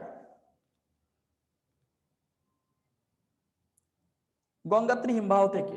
আচ্ছা, তাহলে এই ভারতের জাতীয় নদীর নাম কি বলো? ভারতের জাতীয় নদীর নাম কি? ভারতের জাতীয় নদীর নাম কি? গঙ্গা। জাতীয় নদী গঙ্গা, ভারতের জাতীয় নদী গঙ্গা। এই গঙ্গা, এখানে আমরা কয়টা শাখা পেয়েছি? গঙ্গার এখানে কয়টা শাখা পেয়েছি? কয়টা? গঙ্গার শাখা এখানে কয়টা পেয়েছি? দুইটা শাখা পেয়েছি। ভারতে যে শাখা রয়েছে গঙ্গার, সেটার নাম কি? ভারতে যেটা পাচ্ছি আমরা সেটার নাম কি? ভাগীরথী। সেটার নাম কি বলতো? ভাগীরথী। সে ভারতে যেটা রয়েছে সেটা ভাগীরথী। আর গঙ্গার যে শাখাটি বাংলাদেশে প্রবেশ করেছে তার নাম কি? গঙ্গার যে শাখাটি বাংলাদেশে প্রবেশ করেছে তার নাম কি? পদ্মা। এখন আবার ঢাকা বিশ্ববিদ্যালয় প্রশ্ন করেছে, পদ্মার ভারতীয় নাম কি বলো? পদ্মার ভারতীয় নাম কি? সবার কাছে প্রশ্ন, পদ্মার ভারতীয় নাম কি? গঙ্গা। ঢাকা বিশ্ববিদ্যালয় প্রশ্ন কিন্তু। আবার ঢাকা বিশ্ববিদ্যালয় প্রশ্ন করেছে, পদ্মা নদী কোন জেলা দিয়ে বাংলাদেশে প্রবেশ করেছে? সবাই বলো, পদ্মা নদী কোন জেলা দিয়ে বাংলাদেশে প্রবেশ করেছে? সবার কাছে প্রশ্ন, সবাই সবাই, পদ্মা নদী কোন জেলা দিয়ে বাংলাদেশে প্রবেশ করেছে? চাঁপাইনবাবগঞ্জ দিয়ে বাংলাদেশে প্রবেশ করেছে। এগুলো কিন্তু ঢাকা বিশ্ববিদ্যালয়ের প্রশ্ন, মুখস্থর ব্যাপার না, সুন্দর করে বোঝার ব্যাপার। মুখস্থ করলে মাথা নষ্ট হয়ে যাবে। আমি যা বোঝাচ্ছি সুন্দর করে বোঝো, পড়তে হবে না তোমাদেরকে আর, ঠিক আছে? এটা কি? চাঁপাইনবাবগঞ্জ দিয়ে পদ্মা নদী বাংলাদেশে প্রবেশ করেছে। পদ্মা আমরা কোন পর্যন্ত দিয়েছি? চাঁদপুর পর্যন্ত। তাহলে পদ্মার প্রবাহ কোন জেলা পর্যন্ত? পদ্মার প্রবাহ কোন জেলা পর্যন্ত? চাঁদপুর পর্যন্ত কিন্তু পদ্মার প্রবাহটা রয়েছে। এখন ভাইয়েরা লক্ষ্য করো, এই পদ্মাকে বলা হতো কৃত্তিনাশা। এই পদ্মার প্রাচীন নাম কি রে? কৃত্তিনাশা। বলো, পদ্মার প্রাচীন নাম কি? পদ্মার প্রাচীন নাম হলো কৃত্তিনাশা। কৃত্তিনাশা। কৃত্তি মানে সৃষ্টি, আর নাশ মানে ধ্বংস। কৃত্তি মানে সৃষ্টি, নাশ মানে ধ্বংস। যে নদী সৃষ্টি ধ্বংস করত, যে নদী কৃত্তি ধ্বংস করত, তাকে বলা হতো কৃত্তিনাশা। লক্ষ্য করো, এই পদ্মা এত স্রোত ছিল, পদ্মা ছিল প্রমত্ত পদ্মা। পদ্মা নিয়ে অনেক গান রয়েছে, সর্বনাশা পদ্মা নদী, প্রচুর পরিমাণে গান রয়েছে। সেই পদ্মা নদী, তার আশেপাশে যে বাড়িঘর থাকতো, যেমন রাজবাড়িতে রাজার বাড়ি ছিল, যে রাজবাড়ি বর্তমানে এই রাজার বাড়ি ভেঙে চুরমার করে দিয়েছিল। এই জন্য পদ্মাকে আগে কৃত্তিনাশা বলে ডাকা হতো, মানে কীর্তিনাশ করতো, সৃষ্টি ধ্বংস করতো। কিন্তু দুর্ভাগ্য হলেও সত্য, ৭৫-এর পর থেকে পদ্মার তেমন কীর্তিনাশ করে না। পদ্মার আর প্রমত্ত পদ্মা নেই। পদ্মার বুকে বিস্ফোরা, পদ্মার বুকে দুঃখ কষ্ট বিস্ফোরা জেগে উঠেছে। পদ্মার বুকে প্রচুর পরিমাণে চর জেগে উঠেছে। পদ্মার পানি শুকিয়ে গিয়েছে। ৭৫-এর পর থেকে, ফারাক্কাবাদের পর থেকে যখন ভারত ফারাক্কাবাদ দিয়েছে, দেখো পদ্মার আর সেই যৌবন নেই। এই যে ভারত কি করলো, ভারত হচ্ছে এখানে ফারাক্কাবাদ দিয়ে দিল পদ্মার মুখে। একটা জীবন্ত নদীকে মৃত্যুর মুখে ঠেলে দিল কিন্তু পদ্মা। ঠিক আছে, এই পদ্মা নদীতে এখানে ফারাক্কাবাদ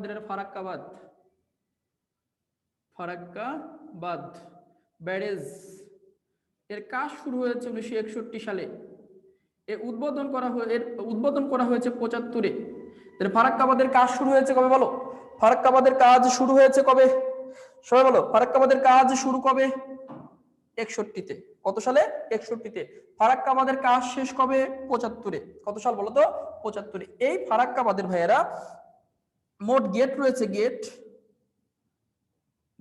সুইচ গেট রয়েছে মোট 109টি গেট রয়েছে।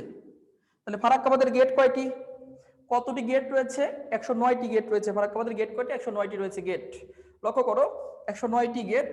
এই ফারাক্কাবাদ বাংলাদেশ থেকে, বিডি থেকে 16.5 কিলোমিটার দূরে। বিডি থেকে, বাংলাদেশ থেকে 16.5 কিলোমিটার দূরে, বা 11 মাইল দূরে। 11 মাইল দূরে। কত মাইল দূরে? 11 মাইল দূরে। তাহলে ফারাক্কাবাদ বাংলাদেশের সীমান্ত থেকে 16.5 কিলোমিটার দূরে বা 11 মাইল দূরে। তোমরা কি সবাই এই অংশটা ক্লিয়ার? সবাই এই অংশটা ক্লিয়ার? সবাই ক্লিয়ার একবারে বলো, সমস্যা থাকলে বলো। এরপরেও কোনো সমস্যা থাকার কথা না তোমাদের এই অংশটা। ঠিক আছে, ওকে, শুরু করলাম পরের পার্ট। এটুক শেষ। এবার এই অংশ আমরা সুন্দর করে, এই অংশটা সবাই ঠিক আছো তো? ঠিক আছো? মাথা ঘুরে? ঠিক থাকতে হবে কিন্তু, মাথা ঘুরলে কিন্তু পারা যাবে না। একটু ধৈর্য ধারণ করে থাকো, কয়েকটা মিনিট, ইনশাল্লাহ ভালো কিছু হবে। ঠিক আছে, সামিউল তোর খবর আছে? আচ্ছা, লক্ষ্য করো, দেখো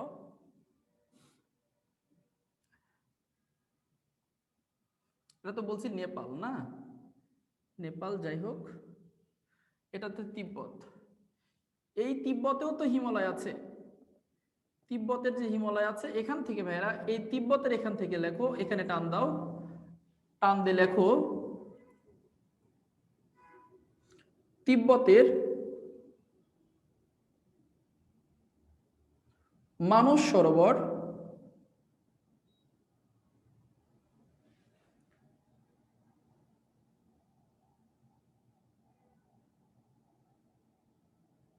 তিব্বতের মানস সরোবর, লক্ষ্য করো,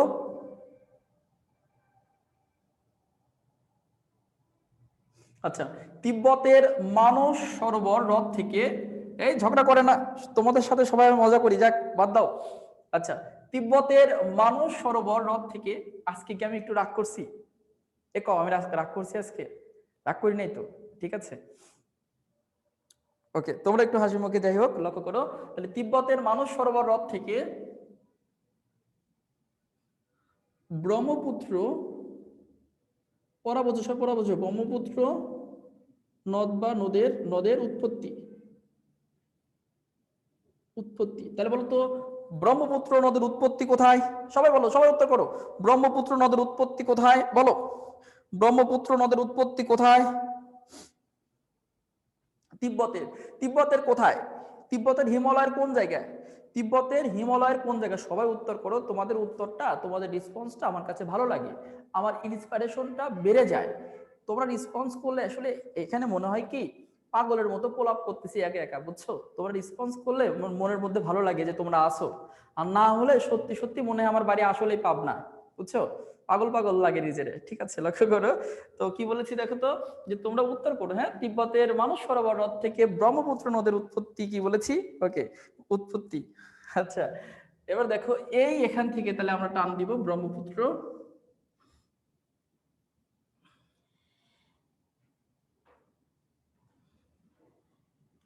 ব্রহ্মপুত্র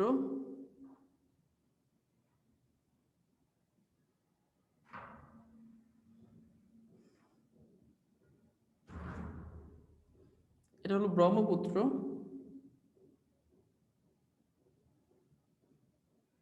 নদ। এটা আমাদের কুড়িগ্রাম জেলা, কুড়িগ্রাম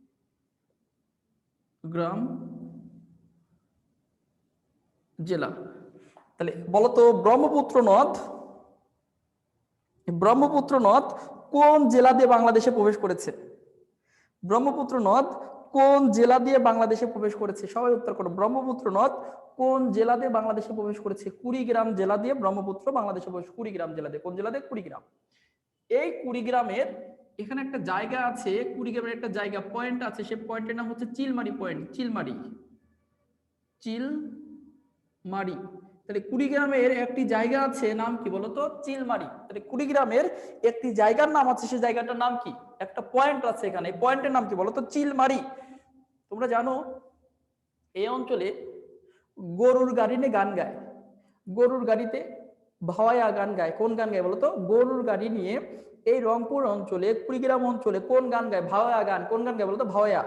যেমন ভাওয়াইয়া গানের মধ্যে একটা আছে অতি গাড়িয়াল ভাই, কি যেন আছে? অতি গাড়িয়াল ভাই। গানটা সবাই শুনেছো? অতি গাড়িয়াল ভাই। এই যে অতি গাড়িয়াল ভাই, এই যে গানটি আছে, এই অতি গাড়িয়াল ভাই, এই গানটি কিন্তু দেখবা একটি ভাওয়াইয়া গান, গরুর গাড়ি নিয়ে কিন্তু গানটি গাওয়া হয়। ঠিক আছে, অতি গাড়িয়াল ভাই এই গানটি কিন্তু গরুর গাড়ি নিয়ে গাওয়া হয়। এই অতি গাড়িয়াল ভাই গানটি ভাওয়াইয়া গান। এর মধ্যে দেখবা, এই গানের মধ্যে দেখবা হচ্ছে একটা জায়গার নাম আছে, এই গানের নাম শুনি নাই, কে কেমন বলো? এই গান তো একটা ভাওয়াইয়া, বিখ্যাত একটা ভাওয়াইয়া গান, অতি গাড়িয়াল ভাই। কি জানো? কত রব আমি, এরকম একটা গান আছে না? আমি টান দিলাম না কিন্তু, ঠিক আছে, মনে রেখো। ওকে, আচ্ছা। এই গানের মধ্যে কিন্তু একটি জায়গার নাম আছে, নাম কি? চিলমারি। এই গানের মধ্যে একটি জায়গার নাম আছে চিলমারি। কি বাড়ি বলতো? চিলমারি। ঠিক আছে। এই যে, হ্যাঁ, কে এটা? সুজন বলেছে, কত রব আমি পন্থের দিকে চাইয়া রে। ঠিক আছে, হ্যাঁ, ধন্যবাদ মোহাম্মদ সুজন। তোমার কাছে একদিন গানটা আমরা শুনবো, ঠিক আছে সুজন? আচ্ছা, এই চিলমারিতে বললাম। এখন এখন দেখো এখানে একটি, আমরা এটা মুছে দিচ্ছি এখান থেকে। এখানে একটি ভারতের রাজ্য আছে, এ পাশে তো নিচে পশ্চিমবঙ্গ নিচে, আর উপরে একটা রাজ্য আছে সিকিম। সিকিম রাজ্য।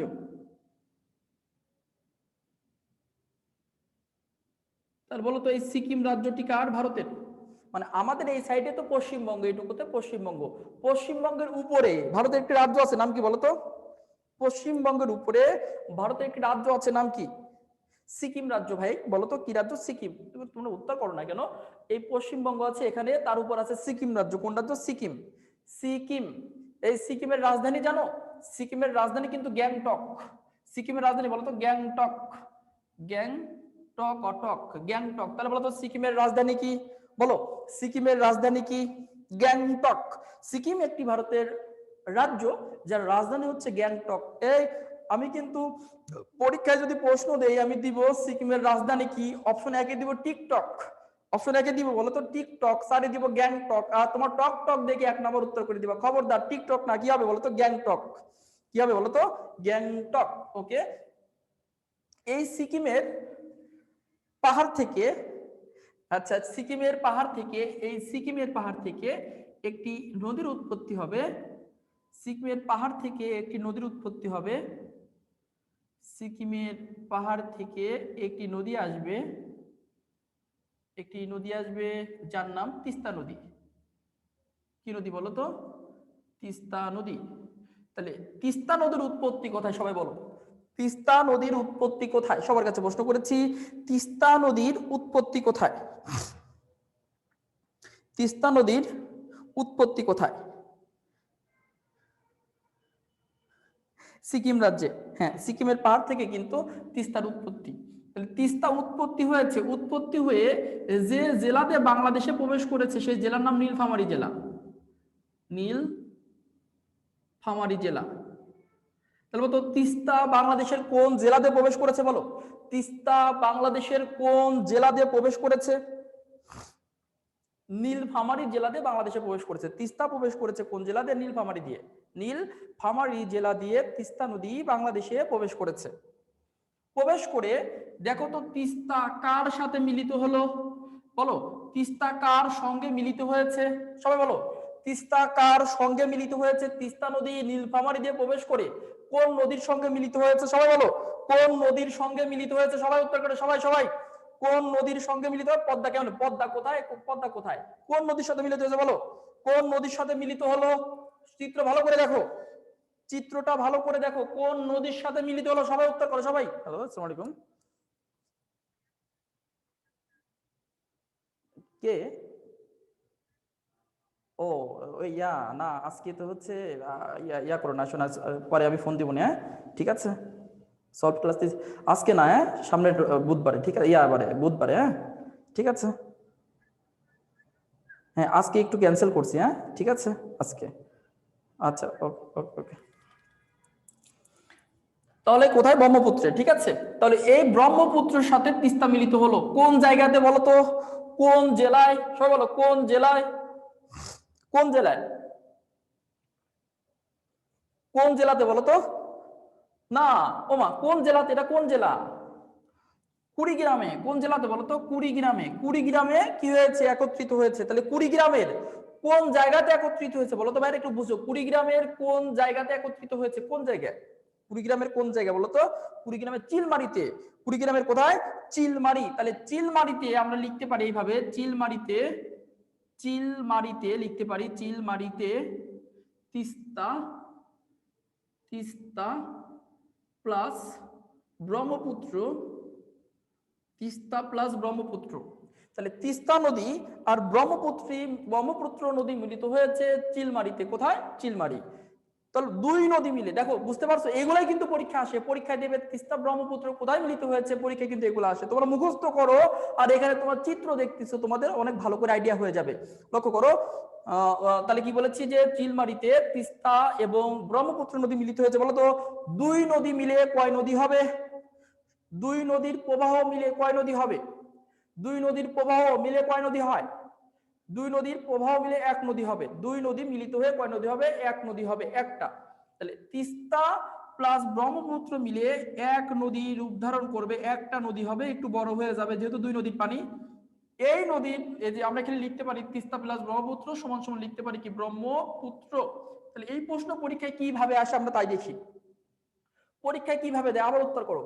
তিস্তা, প্রথম প্রশ্ন তোমাদের কাছে, তিস্তা আর ব্রহ্মপুত্র কোন জেলায় মিলিত হয়েছে? বলো, উত্তর করো। তিস্তা ব্রহ্মপুত্র কোন জেলায় মিলিত? কোন জেলা?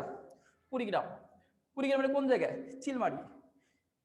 দুইটি নদী মিলিত হয়ে মিলিত স্রোতধারার নাম হয়েছে ব্রহ্মপুত্র। তাহলে এই যে দুই নদী মিলিত হয়ে মিলিত স্রোতধারার নাম কি হয়েছে? ব্রহ্মপুত্র। ব্রহ্মপুত্র। তাহলে দুই নদী মিলিত হয়ে এক নদী নাম ধারণ করেছে, নাম হয়েছে ব্রহ্মপুত্র। তিস্তা প্লাস ব্রহ্মপুত্র লিখে দিয়েছি, সমান সমান কি হয়েছে? ব্রহ্মপুত্র। এখন তোমাদের কাছে প্রশ্ন, তাহলে তিস্তা নদীর শেষ কোথায়? তিস্তা নদীর শেষ কোথায়? সবাই বলো, তিস্তার শেষ কোথায়? তিস্তা নদী শেষ হলো কোথায়? সবাই বলো, সবাই বলো। না, নীলফামারীতে তো প্রবেশ করছে। এবার নীলফামারী বলো কেন বারবার? নীলফামারী দিয়ে তো তিস্তা প্রবেশ করলো মাত্র, শেষ হলো কোথায়? শেষ হলো চিলমারিতে। তিস্তার শেষ কোথায় হলো? চিলমারি। নীলফামারী বলে কে বারবার? তিস্তার শেষ হলো কোথায়? চিলমারিতে। নীলফামারী দিয়ে তিস্তা প্রবেশ করলো, প্রবেশ আবার শেষ হবে কিভাবে? প্রবেশ করেছে নীলফামারী দিয়ে, আর শেষ হলো কোথায় গিয়ে? চিলমারিতে গিয়ে তিস্তা শেষ হলো। তাহলে এখন বলো তো, যদি প্রশ্ন করি তিস্তা নদী কোন নদীতে পতিত হয়েছে? তিস্তা নদী কোন নদীতে পতিত হয়েছে? পতিত পড়ে গেছে কোন নদীতে? তিস্তা কোন নদীতে পতিত হয়েছে? বলো সবাই, বলো সবাই, উত্তর করো। তাহলে তিস্তা নদী কোন নদীতে পতিত? ব্রহ্মপুত্রে পতিত। দেখো প্রশ্নের ভাষা কিন্তু দুই রকম দিয়েছি। একবার দিয়েছি তিস্তা শেষ কোথায়? চিলমারি কুড়িগ্রাম। আর একবার দিয়েছি তিস্তা পতিত হয়েছে কোথায়? পতিত বললে একটা নদীতে গিয়ে পতিত, কোথায়? ব্রহ্মপুত্রে গিয়ে পড়ছে। এই রকম নদীকে বলে উপনদী। এরকম নদীকে কি বলে বলো তো? উপনদী। এরকম নদীকে কি বলে? উপনদী। অন্য জায়গা থেকে উৎপত্তি হয়ে যদি কোনো প্রধান নদীতে পতিত হয়ে ওই প্রধান নদীর নাম অনুসারে প্রবাহিত হয়, এইরকম নদীকে বলা হয় উপনদী। কি নদী বলা হয়? উপনদী। তাহলে ব্রহ্মপুত্রের উপনদী কোনটা? বলো, ব্রহ্মপুত্রের উপনদী কোনটা? ব্রহ্মপুত্রের উপনদী কোনটা? সবার কাছে প্রশ্ন, ব্রহ্মপুত্রের উপনদী কোনটা? তিস্তা। আবার বলছি, অন্য জায়গা থেকে উৎপত্তি হয়ে যদি কোনো ছোট নদী প্রধান নদীতে পতিত হয়, পতিত হয়ে যদি প্রধান নদীর সাথে মিশে যায়, সেই নদীকে বলা হয় প্রধান নদীর উপনদী। তাহলে প্রধান নদী ব্রহ্মপুত্র, ছোট নদী তিস্তা, অন্য জায়গা থেকে উৎপত্তি হয়ে এসে ব্রহ্মপুত্রে পতিত হয়েছে। এই জন্য ব্রহ্মপুত্রের একটি উপনদীর নাম কি? তিস্তা। মনে থাকবে। তাহলে উপনদী কাকে বলে বুঝতে পারছো? উপনদী অন্য জায়গা থেকে আসে, এসে প্রধান নদীতে পতিত হয়। ক্লিয়ার? ক্লিয়ার? ক্লিয়ার সবাই? এইটুকু বুঝছো? বুঝতে পারছো? ঠিক আছে। এই ব্রহ্মপুত্র, দেখো তিস্তা ব্রহ্মপুত্র এক হয়ে নাম হলো ব্রহ্মপুত্র। ব্রহ্মপুত্রকে আনলাম আমরা জামালপুরে। আমরা এই জায়গা রাখলাম জামালপুর জেলা। লেখো গোয়ালন্দ, জায়গাটার নাম গোয়ালন্দ।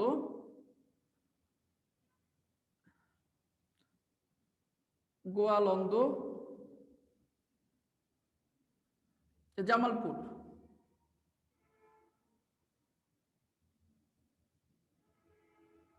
গোয়ালন্দ, জামালপুর। গোয়ালন্দ কি বলেছে? জামালপুর। যখন ব্রহ্মপুত্র গোয়ালন্দ জামালপুরে, তখন কি হয়েছে দেখো। তাহলে আমরা গোয়ালন্দ জায়গাটি লিখলাম, গোয়ালন্দ জামালপুর। সবাই কি এই পর্যন্ত বুঝতে পেরেছো? আমাকে বলো, সবাই কি এই পর্যন্ত ক্লিয়ার? বুঝতে পেরেছো সবাই? এই পর্যন্ত কি বুঝতে পেরেছো যতটুকু বুঝিয়েছি?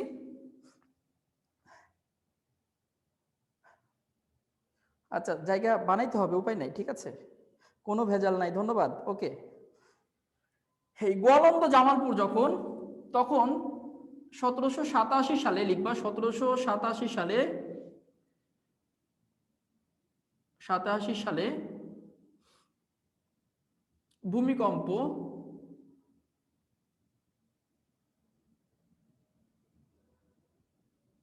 ও বন্যা হয়। 1787 সালে ভূমিকম্প কি হয়েছে? বন্যা হয়েছে। 1787 সালে ভূমিকম্প কি হয়েছে? বন্যা হয়েছে। আমরা একটা কাজ করি, এই ব্রহ্মপুত্রের দেওয়ানগঞ্জ থেকে দুইটা শাখা যাবে। ব্রহ্মপুত্রের এই দেওয়ানগঞ্জ থেকে দুইটা শাখা যাবে। একটা হলো এভাবে,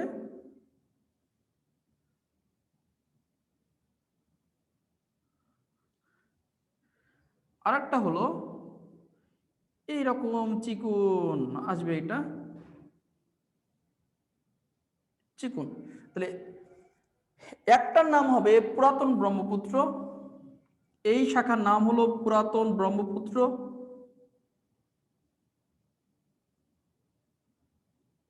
এই শাখার নাম পুরাতন ব্রহ্মপুত্র। এই ব্রহ্মপুত্রের দুইটা শাখা। আর একটার নাম হবে জোনাই। একটা নাম কি বলতো? জোনাই। এটার নাম হলো জোনাই। জো নাই, এটার নাম কি বলতো? জোনাই। ভালো করে লিখে দিচ্ছি, এটার নাম হলো জোনাই। জকার নয়াকার রস্বই, জোনাই। এটার নাম কি বলতো? জোনাই। তাহলে হচ্ছে এখন তোমরা আমাকে দুইটা একটা উত্তর দিতে হবে। তাহলে অর্থাৎ তোমার হচ্ছে গোয়ালন্দ জামালপুর থেকে ব্রহ্মপুত্রের কয়টা ভাগ? গোয়ালন্দর জামালপুর থেকে ব্রহ্মপুত্রের কয়টা ভাগ বলো? গোয়ালন্দ জামালপুর থেকে ব্রহ্মপুত্রের ভাগ কয়টা? দুইটা। কয়টা ভাগ? দুইটা। এই দুইটা ভাগের নাম কি? একটার নাম কি পুরাতন ব্রহ্মপুত্র, একটার নাম কি পুরাতন ব্রহ্মপুত্র, নাম কি পুরাতন ব্রহ্মপুত্র। আর একটা নাম কি জোনাই, আর একটা শাখার নাম কি জোনাই, জোনাই। তাহলে পুরাতন ব্রহ্মপুত্র আর কি জোনাই। এই গোয়ালন্দ থেকে ব্রহ্মপুত্র দুইটা শাখা বের হয়েছে, একটা পুরাতন ব্রহ্মপুত্র, একটা নাম কি জোনাই। পুরাতন ব্রহ্মপুত্র এসেছে কিশোরগঞ্জের ভৈরবে, এটা কিন্তু ভৈরব। কিশোরগঞ্জের কোথায় বলতো? ভৈরবে। কিশোরগঞ্জের ভৈরব, এটা কিন্তু ভৈরব। এই জায়গার নাম কি বলতো? ভৈরব। ভৈরব। তাহলে এই জায়গাটার নাম কি বলতো? ভৈরব। তাহলে কিশোরগঞ্জের পুরাতন ব্রহ্মপুত্র গেছে কিশোরগঞ্জের ভৈরবে। কিশোরগঞ্জের কোথায় বলতো? ভৈরবে গেছে পুরাতন ব্রহ্মপুত্র, ময়মনসিংহের ভিতর দিয়ে, বাংলাদেশ কৃষি বিশ্ববিদ্যালয়ের ভিতর দিয়ে ভৈরব গিয়েছে। কোথায় গিয়েছে বলতো? ভৈরবে। এটা কিন্তু ভৈরব একটা জায়গার নাম কিশোরগঞ্জের, ঠিক আছে। এইবার একটা জিনিস বুঝলে পুরা ক্লিয়ার, সেটা হলো 1787 সালে, সবাইকে বলছি 1787 সালে ভূমিকম্প হয় আর বন্যা হয়। কোথায় হয়? এই অঞ্চল হয়, ভারত এবং চীনে এই অঞ্চল জুড়ে বন্যাও হয়েছে, ভূমিকম্পও হয়েছে। তাহলে ভূমিকম্পের ফলে সৃষ্টি হয়েছে ফাটল। ভূমিকম্পের ফলে এই 1787 সালের ভূমিকম্পের ফলে সৃষ্টি হয়েছে ফাটল। আর বন্যা হয়েছে, বন্যার ফলে সৃষ্টি হয়েছে পানি, প্রচুর পানি হয়েছে। তাহলে এই অঞ্চলে, ভারতের এই অঞ্চলে, আবার চীনের এই তিব্বত অঞ্চলে যদি ভূমিকম্প পানি হয়, প্রচুর পরিমাণে বন্যার ফলে পানির সৃষ্টি হয়েছে। তাহলে এই পানি কোন কোন নদীতে ঢুকবে? এই অঞ্চলে বন্যা হয়েছে 1787 সালে, এই বন্যার পানি এই অঞ্চলে যদি হয়, তাহলে এই বন্যার পানি কয় নদীতে ঢুকবে বলতো? বন্যার পানি কয় নদীতে ঢুকবে? এই অঞ্চলে যদি বন্যা হয়ে যায় কয় নদীতে ঢুকবে? কয় নদী? দুই নদী। কোন কোন নদীতে বন্যার পানি ঢুকবে বলতো? প্রচুর পরিমাণে পানি ঢুকলো, বন্যার পানি, 1787 সালের ঘটনা। প্রচুর পরিমাণে পানি ঢুকলো, একদিকে ভূমিকম্প, একদিকে পানি, বন্যার পানি ঢুকে, লক্ষ্য করো এই তিস্তা দিয়ে পানি ঢুকতেছে প্রচুর পরিমাণে, তিস্তা দিয়ে। এদিকে ব্রহ্মপুত্র দিয়ে বন্যার পানি ঢুকেছে প্রচুর। এই 1787 সালের ঘটনা। এই পুরাটা লাস্টে গিয়ে কোন নদীর উপরে চাপ পড়েছে বলতো? এক নদী লাস্টে গিয়ে কোন নদীর উপরে পানির চাপ পড়ে? কোন নদীর উপরে লাস্টে গিয়ে কোন নদীর উপরে পানির চাপ পড়ে? ব্রহ্মপুত্রের উপরে। তিস্তার পানি আর ব্রহ্মপুত্রের পানির চাপ পড়ে কার উপরে? ব্রহ্মপুত্রের উপরে। কার উপরে? ব্রহ্মপুত্রের উপরে চাপ পড়েছে পানির, প্রচুর চাপ পড়েছে পানির। এই পানির চাপে ব্রহ্মপুত্রের পানি কিছু ঢুকছে এর মধ্যে, পুরাতন ব্রহ্মপুত্রে গেছে ভৈরবে। আর এই জোনাই নদীতে প্রচুর পরিমাণে পানি ঢুকে এই নদীটা ভাঙতে ভাঙতে ভাঙতে ভাঙতে, জোনাই নদী এই পানির চাপে ভাঙতে ভাঙতে ভাঙতে ভাঙতে অনেক বড় একটা নদী হয়ে যায়, যার নাম আমরা পরে রাখি যমুনা। যমুনা। তাহলে এর নাম আমরা পরে কি রেখেছি? যমুনা। বলো তাহলে যমুনা নদী। তাহলে পরে এই জোনাই নদী কি নাম হয়েছে বলতো? পরে এই জোনাই নদী কি নাম ধারণ করেছে? সবার কাছে প্রশ্ন, পরে জোনাই নদী কি নাম ধারণ করেছে? সবাই বলো। পরে এই জোনাই ভাঙতে ভাঙতে পরবর্তীতে এই জোনাই নদীর নাম আমরা কি রেখেছি? সবাই উত্তর করো, কি নাম রেখেছি? যমুনা। তাহলে যমুনার পূর্ব নাম কি? সবাই বলো, যমুনার পূর্ব নাম কি? যমুনার পূর্ব নাম কি? যমুনার পূর্ব নাম জোনাই।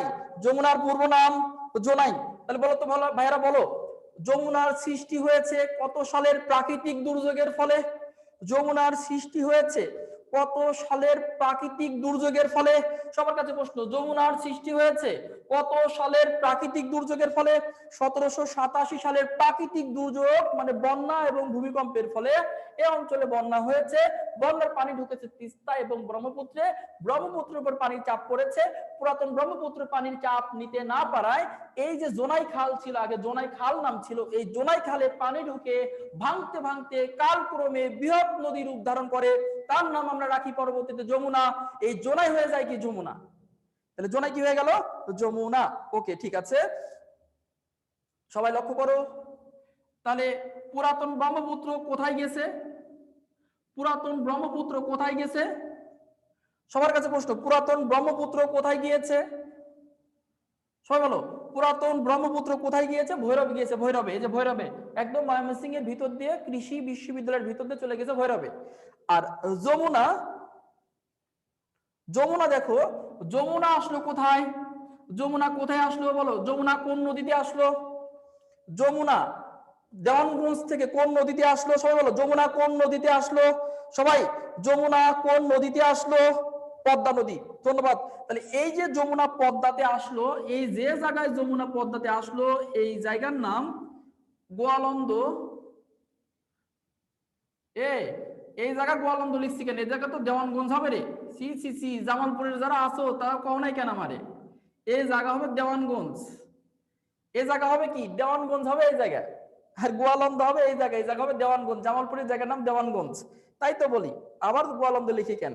এই জায়গার নাম হবে দেওয়ানগঞ্জ জামালপুর। দেওয়ানগঞ্জ জামালপুর, ঠিক আছে। আর এইটা হবে গোয়ালন্দ। গোয়ালন্দ রাজবাড়ী, রাজবাড়ী জেলা। গোয়ালন্দ কোথায় বলতো? রাজবাড়ী জেলায়। এখানে পদ্মা প্লাস যমুনা, এখানে পদ্মা ও যমুনা নদী মিলিত হয়েছে। এখানে পদ্মা ও যমুনা, কমেন্ট করো তাহলে বলো তো, পদ্মা ও যমুনা কোথায় মিলিত হয়েছে বলো সবাই? পদ্মা যমুনা কোথায় মিলিত হয়েছে? ওই পদ্মা যমুনা, আমি কিন্তু দেখতেছি, পদ্মা যমুনা কোথায় মিলিত হয়েছে? পদ্মা নদী যমুনা নদী কোথায় মিলিত হয়েছে? গোয়ালন্দ রাজবাড়ী মিলিত হয়েছে। পদ্মা যমুনা মিলিত হয়েছে, যে পদ্মা নদী আর এই যমুনা নদী মিলিত হয়েছে গোয়ালন্দ রাজবাড়ীতে। তো গোয়ালন্দ কোথায়? রাজবাড়ীতে। আর এই জায়গার নাম কিন্তু হবে দেওয়ানগঞ্জ, ঠিক করে নিও। দেওয়ানগঞ্জ জামালপুর হবে, ঠিক করে নিও ওটা, ঠিক আছে। তাহলে পদ্মা যমুনা মিলিত হয়ে দুই নদী মিলে কয় নদী হয় বলো? দুই নদী মিলে কয় নদী হবে? দুই নদী মিলে এক নদী হবে। তাহলে পদ্মা আর যমুনা, এই যে পদ্মা নদী আর যমুনা নদী মিলিত হয়ে নাম হবে কি? পদ্মা। তাহলে পদ্মা যমুনা মিলিত হয়ে নাম হয়েছে পদ্মা। তাহলে এখানে আমরা ইকুয়াল দিতে পারি, পদ্মা যমুনা ইকুয়াল কি? পদ্মা। কি হবে? পদ্মা। এখন তোমরা বলো, তোমাদের কাছে প্রশ্ন, যমুনার শেষ কোথায়? যমুনা নদীর শেষ কোথায় বলো? যমুনা নদীর শেষ কোথায়? সবার কাছে প্রশ্ন, যমুনা নদীর শেষ কোথায়? সবাই সবাই, গোয়ালন্দ। ধন্যবাদ। এই যে যমুনা নদী এখান থেকে গোয়ালন্দ এসে শেষ হয়েছে, তাহলে যমুনা নদীর শেষ কোথায়? গোয়ালন্দ রাজবাড়ী। এই যে গোয়ালন্দের রাজবাড়ী, যমুনা কিন্তু শেষ। কে শেষ বলো তো? যমুনা শেষ। হ্যাঁ, এখন যদি প্রশ্ন করি, যমুনা নদী কোন নদীতে পতিত হয়েছে? যমুনা নদী কোন নদীতে পতিত হয়েছে বলো? যমুনা নদী কোন নদীতে পতিত হয়েছে? যমুনা এসে পদ্মায় পতিত হয়েছে। যমুনা এসে পদ্মায় পতিত হয়েছে। এখন তোমাদের কাছে প্রশ্ন, পদ্মার যমুনার মিলিত স্রোতধারার নাম কি? পদ্মা যমুনার মিলিত স্রোতধারার নাম কি? পদ্মা যমুনার মিলিত স্রোতধারার নাম কি? ওমা, মেঘনা কেন? পদ্মা তো। পদ্মা যমুনার মিলিত স্রোতধারার নাম কি? পদ্মা। মেঘনা তো আনলামই না, আগে বলে মেঘনা, এক লাইন বেশি বুঝে ফেলছে। কি এটা? তাহলে পদ্মা যমুনার মিলিত স্রোতধারার নাম কি? পদ্মা। পদ্মা গেছে কোথায়? চাঁদপুরে। ওই যে বলছে পদ্মা গেছে চাঁদপুরে। তোমরা কি এইটুকু সবাই ক্লিয়ার? এটুকু ক্লিয়ার? বুঝতে পারছো? সবাই বুঝতে পারছো এটুকু?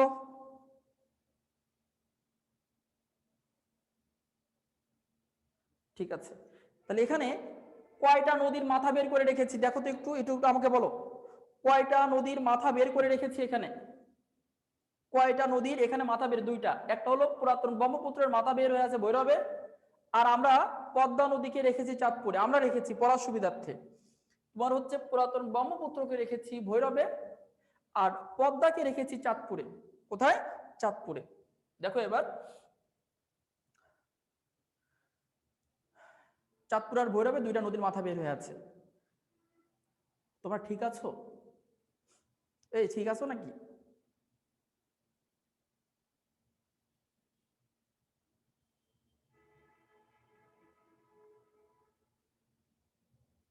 অনেকটা ঠিক আছে।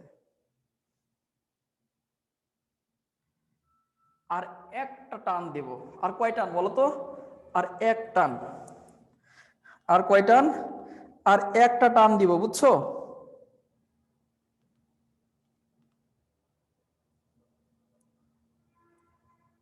পদ্মার পুরাতন ব্রহ্মপুত্র ওয়েট করছে, আর একটা টান দিব। হ্যাঁ, রেডি সবাই?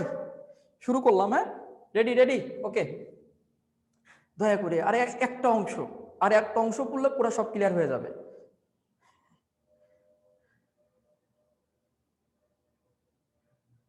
ঠিক আছে।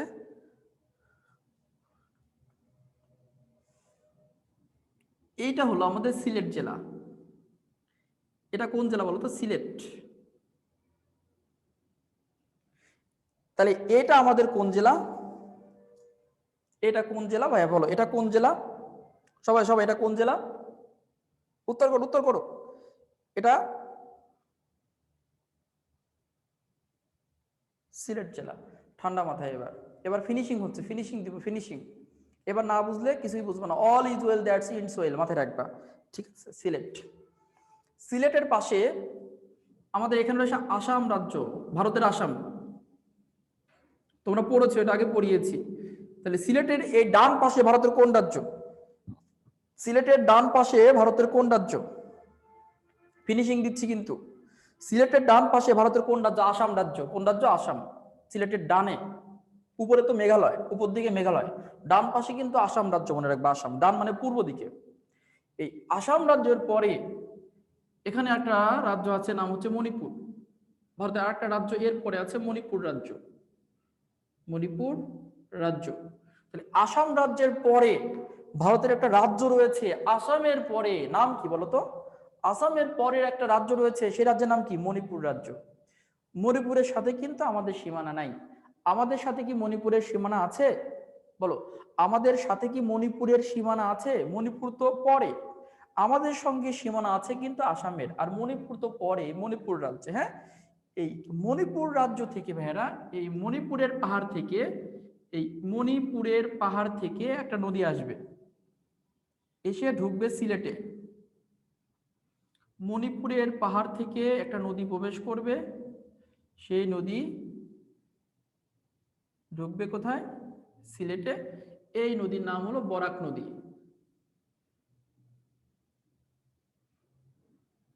এই নদীর নাম কি? বরাক। তাহলে বলো তো, মণিপুর থেকে কোন নদীর উৎপত্তি হয়েছে? সবাই বলো, মণিপুর থেকে কোন নদীর উৎপত্তি? ভারতের মণিপুর থেকে। সবাই সবাই সবাই উত্তর করো। মণিপুর থেকে ভারতের কোন নদীর উৎপত্তি? বরাক নদী। কোন নদী? বরাক নদী। বরাক বাংলাদেশের কোন জেলাতে প্রবেশ করলো? বরাক বাংলাদেশের কোন জেলাতে প্রবেশ করলো বলো? বরাক বাংলাদেশের কোন জেলাতে প্রবেশ করলো? সিলেট দিয়ে। সিলেটে ঢুকে এই বরাক নদীর নাম হয়ে গেল সুরমা নদী। সুরমা। তাহলে ভারতে বলে বরাক, বাংলাদেশে কি বলি আমরা বলো? ভারতে বরাক বলে ওই নদী, বাংলাদেশে প্রবেশ করে কোন নদী নাম হয়ে গেল? সুরমা। তাহলে সিলেট কোন নদীর তীরে? সিলেট কোন নদীর তীরে বলো? সিলেট কোন নদীর তীরে? সিলেট কিন্তু সুরমা নদীর তীরে। এই যে সেই সুরমা নদী, হযরত শাহজালালের সঙ্গে যেটা জড়িত নদী। ঠিক আছে, এই সেই সুরমা। ভাইরা বুঝতে পেরেছো? এবার লেখো, এখানে লিখবা এই জায়গাতে, সুরমা নদী, সুরমা নদী সিলেটের অমলশীদ থেকে, অমলশীদ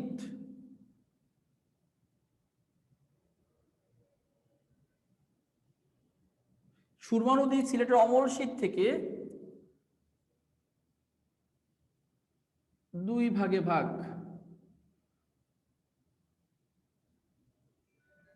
তাহলে সুরমা নদী সিলেটের অমলশীদ থেকে কয় ভাগে ভাগ? সুরমা নদী সিলেটের অমলশীদ থেকে দুই ভাগে ভাগ। সুরমা নদী সিলেটের অমলশীদ থেকে কয় ভাগে ভাগ? সুরমা নদী সিলেটের অমলশীদ থেকে দুই ভাগে ভাগ হয়েছে, দুই ভাগে। ঠিক আছে, কয় ভাগে? দুই ভাগে। লক্ষ্য করো, কয় ভাগে ভাগ? দুই ভাগে ভাগ। একটা হলো এরকম যাবে উপর দিয়ে, একটা নিচ দিয়ে প্রবাহিত হবে এভাবে। একটা উপর দিয়ে, একটা কি নিচ দিয়ে। একটা উপর দিয়ে, একটা কি বলেছি? নিচ দিয়ে। ঠিক আছে, এই যে একটা উপর দিয়ে গেল, একটা নিচ দিয়ে গেল। এই উপরেরটার নাম সুরমা, আর নিচেরটার নাম কি? কুশিয়ারা। উপরেরটার নাম সুরমা, নিচেরটার নাম কি? কুশিয়ারা। তাহলে দুই ভাগে ভাগ। নাম্বার ওয়ান, একটা হলো সুরমা, একটা হলো কুশিয়ারা।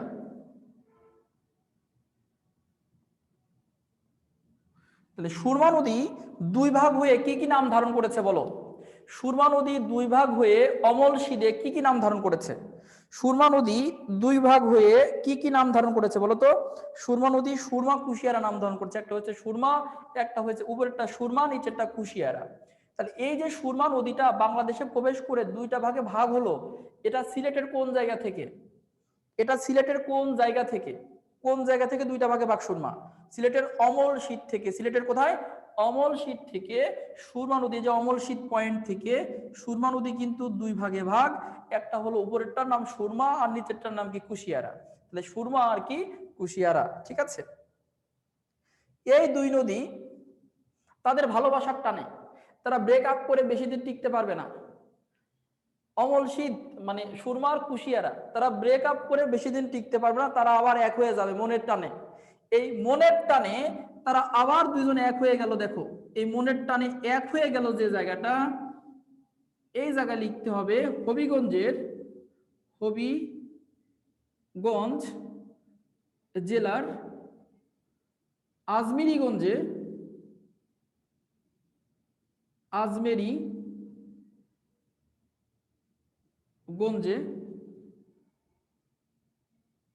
সুরমা প্লাস কুশিয়ারা। তাহলে সুরমা নদী ও কুশিয়ারা নদী কোথায় মিলিত হয়েছে? সুরমা নদী ও কুশিয়ারা নদী কোথায় মিলিত হয়েছে বলো? সুরমা নদী ও কুশিয়ারা নদী কোথায় মিলিত হয়েছে? সবার কাছে প্রশ্ন, সুরমা কুশিয়ারা কোথায় মিলিত হয়েছে? ভালো করে দেখো, সুরমা কুশিয়ারা নদী কোথায় মিলিত হয়েছে? সুরমা নদী কুশিয়ারা হবিগঞ্জ জেলার আজমেরীগঞ্জে মিলিত হয়েছে সুরমা প্লাস কুশিয়ারা। তাহলে বিভক্ত হয়েছে সিলেটের অমরশীদে, আবার তারা একত্রিত হয়েছে হবিগঞ্জ জেলার আজমেরীগঞ্জে। এই প্রশ্ন 3-4 বার ঢাকা বিশ্ববিদ্যালয় দিয়েছে যে আজমেরীগঞ্জে কোন কোন নদী মিলিত হয়েছে, আবার দিয়েছে সুরমা কুশিয়ারা কোথায় মিলিত হয়েছে। এটা মুখস্থ করতে হবে না, আজ থেকে বুঝে বুঝে পড়বা যে হবিগঞ্জ জেলার আজমেরীগঞ্জে সুরমা এবং কুশিয়ারা কি হয়েছে? মিলিত হয়েছে। দেখো দুই নদী মিলে কয় নদী হবে এবার বলো? আমরা কিন্তু শেষের দিকে, এখন কিন্তু এলোমেলো করা যাবে না, ফিনিশিং দিচ্ছি কিন্তু শেষের দিকে। দুই নদী মিলে কয় নদী হবে এবার? দুই নদী মিলে এক নদী হবে। দেখো এখানে যেমন তিস্তার ব্রহ্মপুত্র এক হয়ে নাম হয়েছিল ব্রহ্মপুত্র, এখানে যেমন পদ্মা যমুনা মিলিত হয়ে নাম হয়েছে পদ্মা, এখানে তেমনি সুরমা আর কুশিয়ারা, সুরমা নদী কুশিয়ারা নদী মিলিত হয়ে কয় নদী? এক নদী। কিন্তু দুঃখের বিষয়, এখানে যেমন তিস্তা ব্রহ্মপুত্র মিলিত হয়ে নাম হয়েছে ব্রহ্মপুত্র, দুই নদী মিলে যেখানে একটা হয়েছে, যেখানে একটার নামে। এই জায়গায় যেমন পদ্মা যমুনা মিলিত হয়ে পদ্মা হয়েছে, এখানে সুরমা কুশিয়ারা মিলিত হয়ে না, সুরমা হওয়ার কথা নয়, কুশিয়ারা হওয়ার কথা। এখানে সুরমা নদীও নাম হবে না, কুশিয়ারা নদীও নাম হবে না, এখানে দুই নদী মিলে একটা কালো বাচ্চা উৎপাদন করবে, সেই কালো বাচ্চার নাম কালনী। কালনী নদী, কালনী। তাহলে এই প্রবাহের নাম কি হলো? কালনী নদী। কালনী কি নদী বলো তো? কালনী। তাহলে সুরমা কুশিয়ারা মিলিত হয়ে নাম হয়েছে কি বলো? কালনী নদী হয়েছে কালনী। তাহলে সুরমা কুশিয়ারা মিলিত হয়ে একটি কালো বাচ্চা উৎপাদন করেছে, সেই বাচ্চার নাম কি? কালিনী নদী। কালিনী বা কালনী নদী। ঠিক আছে, কালনী নদী। হ্যাঁ, এই কালনী নদী ভাইয়েরা মনে রাখবা আমাদের একজন বিখ্যাত ব্যক্তির সাথে জড়িত, বাউল আব্দুল করিম, শাহ আব্দুল করিম, বা যাকে আমরা বলি বাউল আব্দুল করিম। নাম শুনেছো? শাহ আব্দুল করিম বা যাকে বলি বাউল আব্দুল করিম, সবাই নাম শুনেছো বাউল আব্দুল করিমের? ওমা, গান গাইলে বুঝতে পারবা, এমনি বোঝো না। কেন পিরিতি বারেলা রে বন্ধু ছেড়ে যাইবা যদি, গাড়ি চলে না রে, কোন মিস্ত্রি নাও বানাইছে কেমন দেখা যায়। তোমরা এই গানগুলো শোনো নাই? কেন পিরিতি বারেলা রে বন্ধু ছেড়ে যাইবা যদি, শুনছে, এবার শুনছে সবাই, এর আগে নাম জেনে নাই। কত খারাপ তোমরা। এই বাউল আব্দুল করিম এই কালনী নদীর তীরে বসে বসে গানগুলো গাইতেন। কেন পিরিতি বারেলা রে বন্ধু ছেড়ে যাইবা যদি, কেমনে রাখিব তোর মন, কি জান আমি পারি না। আচ্ছা ঠিক আছে, এই যে বিখ্যাত গানগুলো এই কালনী নদীর তীরেই বসে বাউল আব্দুল করিম গাইতেন, গানগুলো বাঁধতেন। তাহলে বাউল আব্দুল, ঢাকা বিশ্ববিদ্যালয়ের প্রশ্ন, বাউল আব্দুল করিমের সাথে জড়িত নদী কোনটা? বাউল আব্দুল করিমের সাথে জড়িত নদী কোনটা? ঢাকা বিশ্ববিদ্যালয়ের প্রশ্ন, ঢাকা বিশ্ববিদ্যালয়ের প্রশ্ন, বাউল আব্দুল করিমের সাথে জড়িত নদী কোনটা? কালনী নদী। কোনটা বলতো? কালনী নদী। ঠিক আছে, এই কালনী নদী ভাইয়েরা প্রবেশ করলো, কালনী হলো, কালনী প্রবেশ করে বলতো কার দিকে প্রবাহিত হচ্ছে? কার দিকে? কালনী কার দিকে ধাবিত হচ্ছে? এখন আমরা কার দিকে ধাবিত করতেছি? কোনটা কার দিকে? কোনটার দিকে? ভৈরবের দিকে। বলতো ভৈরবে কোন দিকে? বলতো ভৈরবের দিকে। ভৈরবে কে ছিল? বলো তো ভৈরবে এদিক থেকে কে ছিল, কে কোন নদী ছিল ভৈরবে? ভৈরবের দিকে আসতেছে, ভৈরবে কোন নদী ছিল? পুরাতন ব্রহ্মপুত্র। ভৈরবে কে ছিল? ভৈরবে ছিল পুরাতন ব্রহ্মপুত্র। ওই যে মনে আছে, ওই যে জামালপুরের দেওয়ানগঞ্জ থেকে পুরাতন ব্রহ্মপুত্র ভৈরবে এসেছে, পুরাতন ব্রহ্মপুত্র।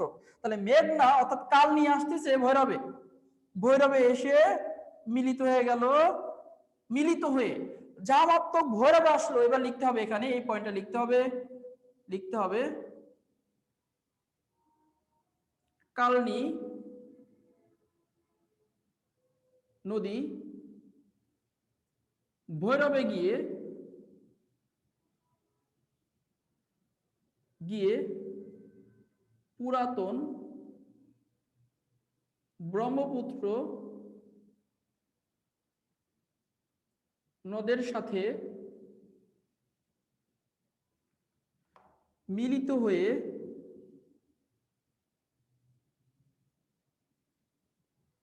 মেঘনা নাম ধারণ করে।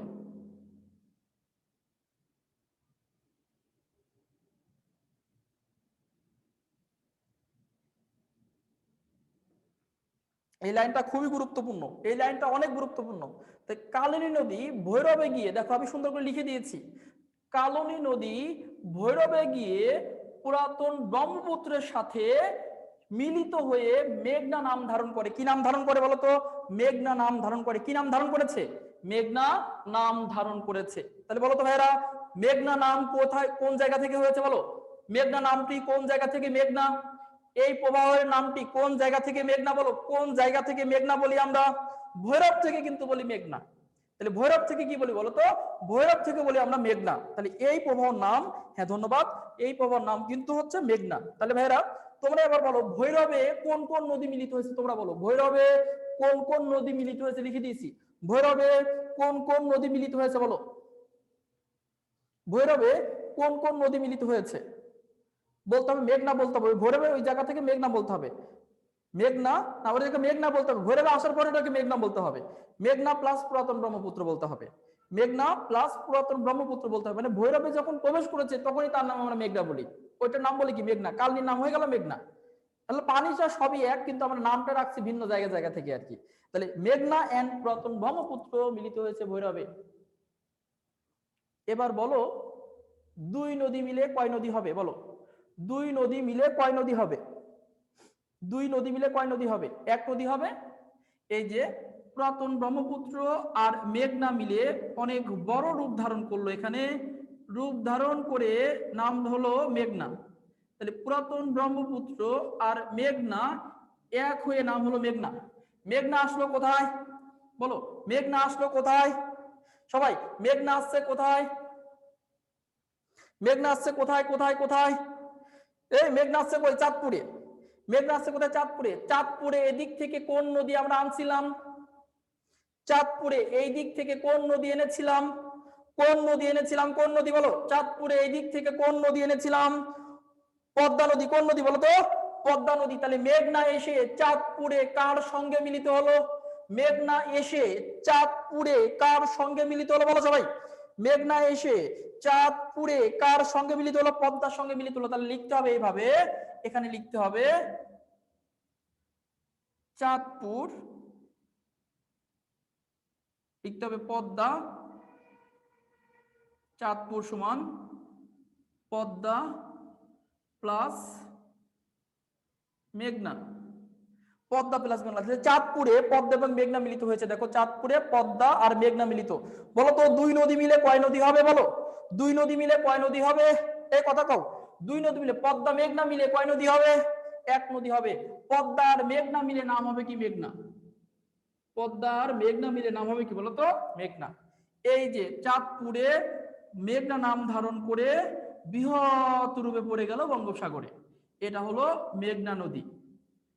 এটা কোন নদী বলতো? মেঘনা নদী। ভোলা দিয়ে চলে গেল বঙ্গোপসাগরে, একবারে বরিশালের ভোলা অঞ্চল দিয়ে চলে গেল বঙ্গোপসাগরে।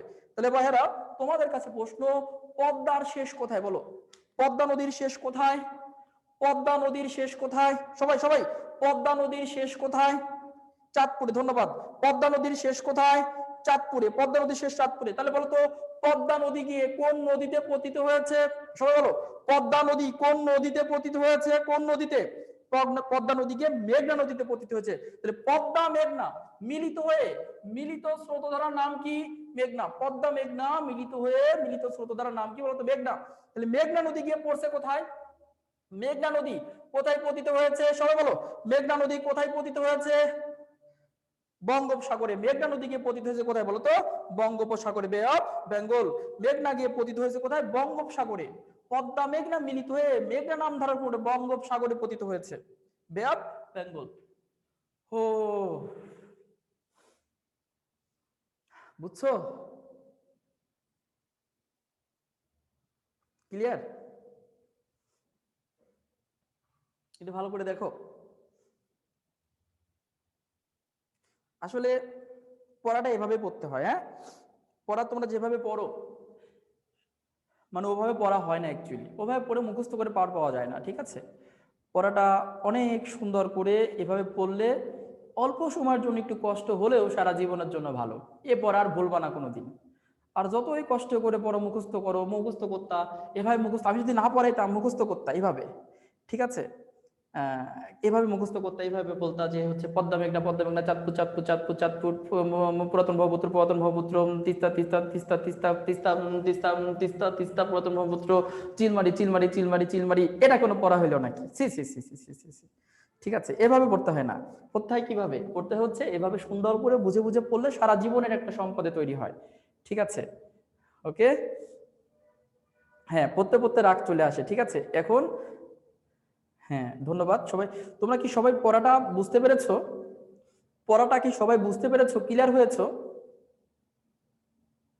ভুলবো না জীবনে, ওকে। আচ্ছা ঠিক আছে, ওকে। লক্ষ্য করো। আচ্ছা দেখো, এবার আমি একবার একটু রিভাইজ দেওয়াচ্ছি। হ্যাঁ, একবার আমি বলতেছি, একবার একবার বলতেছি, তোমরা একটু লক্ষ্য করো।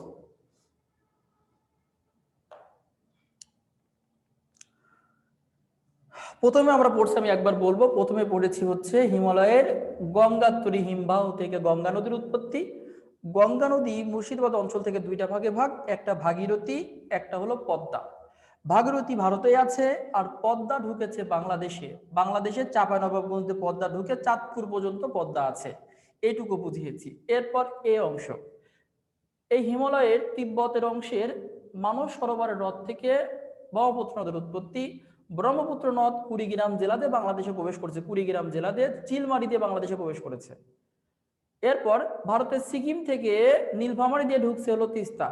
এই তিস্তা নদী আর ব্রহ্মপুত্র নদী একত্রে মিলিত হয়ে গেছে, মিলিত হয়েছে কুড়িগ্রামের চিলমারিতে। তাহলে তিস্তা ব্রহ্মপুত্র মিলিত হয়ে দুই নদী মিলে এক নদী হয়েছে, নাম হয়েছে কি? ব্রহ্মপুত্র। এই যে দুই নদী মিলে হয়েছে কি? ব্রহ্মপুত্র। ব্রহ্মপুত্র হচ্ছে জামালপুরের দেওয়ানগঞ্জে। দেওয়ানগঞ্জে এই জায়গায় দুই ভাগ, একটা জোনাই খাল ছিল, জোনাই, আর একটা ছিল পুরাতন ব্রহ্মপুত্র। পুরাতন ব্রহ্মপুত্র ভৈরব পর্যন্ত, আর জোনাই একটা খালের মতো ছিল। তো 1787 সালে ভূমিকম্প হয় আর বন্যা হয় ভারত চীন দিয়ে। এই বন্যার পানি এই তিস্তার ব্রহ্মপুত্রে ঢুকে এই ব্রহ্মপুত্রের উপর চাপ পড়ে, পানির চাপ পড়ে পুরাতন শাখায় তো চাপ নিতে পারে না এই ব্রহ্মপুত্রের। এই জন্য পানি ঢুকে পড়ে জোনাই খালে, জোনাই খাল ভাঙতে ভাঙতে পড়া হয় যমুনা। এই যমুনা গিয়ে ঠেকে কই? পদ্মাতে। তাহলে পদ্মাতে কোথায় গিয়ে ঠেকলো? গোয়ালন্দ রাজবাড়িতে ঠেকলো। তাহলে পদ্মা আর যমুনা মিলিত হয়েছে গোয়ালন্দ রাজবাড়ি। তাহলে পদ্মা যমুনা মিলিত হয়ে নাম হলো কি? পদ্মা। যমুনা কিন্তু শেষ হয়ে গেল, পদ্মা কই? চাঁদপুরে। আর এখানে পুরাতন ব্রহ্মপুত্রের মাথা কোথায়? ভৈরবে, এই অঞ্চলটুকু। এবার এটা আমাদের সিলেটের পাশে আসাম রাজ্য, আসামের পরে মণিপুর, মণিপুর থেকে উৎপত্তি হয়েছে বরাক নদী, বরাক নদী বাংলাদেশে ঢুকে নাম হয়েছে সুরমা। সুরমা নদী আবার সিলেটের অমর শীত থেকে দুই ভাগে ভাগ, একটা সুরমা একটা কুশিয়ারা। সুরমা কুশিয়ারা আবার দুই ভাগে ভাগ হয়ে মিলিত হয়ে গেল আজমিরগঞ্জে, হবিগঞ্জের জেলা আজমিরগঞ্জে মিলিত হলো সুরমা কুশিয়ারা, মিলিত হয়ে নাম হলো কি? কালনী। কালনী নদী আবার ভৈরবে ঢুকে হয়ে গেল মেঘনা। মেঘনা পুরাতন ব্রহ্মপুত্রের সাথে মিলিত হয়ে ভৈরবে এক নদী নাম ধারণ করে, নাম হলো কি? মেঘনা। মেঘনা আসলো চাঁদপুরে, চাঁদপুরে পদ্মার সাথে মিলিত হয়ে পদ্মা মেঘনা মিলিত হয়ে নাম হলো কি? পদ্মা মেঘনা। মেঘনা নাম ধারণ করে পড়লো কোথায়? বঙ্গোপসাগরে। ঠিক আছে, সবাই কি বুঝতে পেরেছো? সমস্যা আছে এখানে? প্রধান প্রধান যে বিষয়গুলো, এবং এখন তোমাদের এই বিষয়গুলো সবাই একটা পারলে স্ক্রিনশট নিয়ে রাখতে পারো। পারলে সবাই স্ক্রিনশট একটা নিয়ে রাখতে পারো এখানে। সবাই একটু সুন্দর করে নিয়ে রাখতে পারো, যাতে পরে হচ্ছে একটু তোমাদের সুবিধা হয় আঁকতে। সবাই স্ক্রিনশটটা নিয়ে রাখতে পারো। স্ক্রিনশট নেওয়ার তোমাদের সময় দিলাম, ঠিক আছে? সবাই নিয়ে রাখতে পারো, স্ক্রিনশটটা নিয়ে রাখতে পারো। আমি কি মুছে দিব এখন? মুছে দিব, মুছে দিব, ঠিক আছে মুছে দিলাম। হ্যাঁ,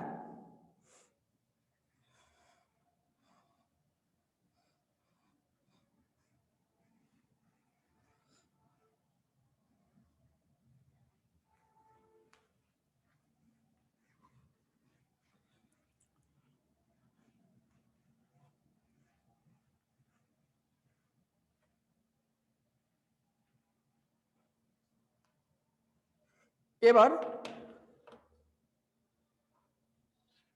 লক্ষ্য করো, এবার যেটা করবা লেখো, আমি কয়টা সাজেশন দিচ্ছি।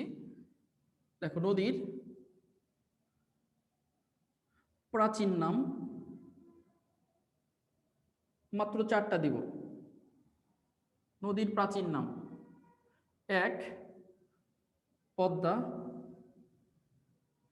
পদ্মার প্রাচীন নাম হলো কৃত্তিনাশা। কৃত্তিনাশা। নাম্বার 2 বুড়িগঙ্গা।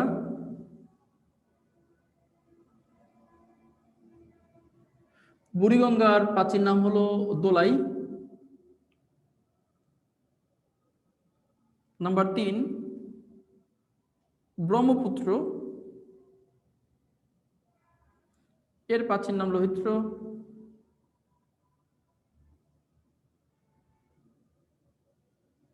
নাম্বার 4 যমুনা। যমুনার প্রাচীন নাম জোনাই। এই 4টা পড়লে ইনশাল্লাহ একটা কমন পড়ে যাবে। এই 4টা পড়লে একটা কমন পড়ে যাবে, এর বাইরে আসবে না। এই 4টা পড়লে একটা কমন পড়বে। তাহলে পদ্মা পুরো নাম কীর্তিনাশা, বুড়িগঙ্গা প্রাচীন নাম দোলাই, ব্রহ্মপুত্র প্রাচীন নাম লোহিত্র, যমুনা প্রাচীন নাম জোনাই। সবাইকে লিখেছো? সবাই লেখা হয়েছে? সবাই লিখেছো? লেখা কমপ্লিট? সবাই লিখছো নাকি বলো? ঠিক আছে। এখান থেকে একটা প্রশ্ন, দোলাই খাল। দোলাই খাল আলাদা, দোলাই খাল খনন করেছে ইসলাম খাঁ 1608 সালে যখন ইসলাম খাঁ ঢাকাতে আসেন, তখন ঢাকার পানির সংকট দূরীকরণে ওটা দোলাই খাল, একটা ধোলাই খাল, ওটার নাম হলো ধোলাই খাল। ধোলাই, এই ধোলাই খাল হচ্ছে পুরান ঢাকাতে। ঠিক আছে, ধোলাই খাল কোথায়? পুরান ঢাকায়। ঠিক আছে, ওটা ইসলাম খাঁ খনন করেছিল ঢাকার পানির সংকট দূর করার জন্য। ইসলাম খাঁ, সুবাদার ইসলাম খাঁ খনন করেছিল। ঠিক আছে, লক্ষ্য করো। এবার এবার লেখো, যমুনা নদী ছাড়া এক জাতের ফসলের নাম।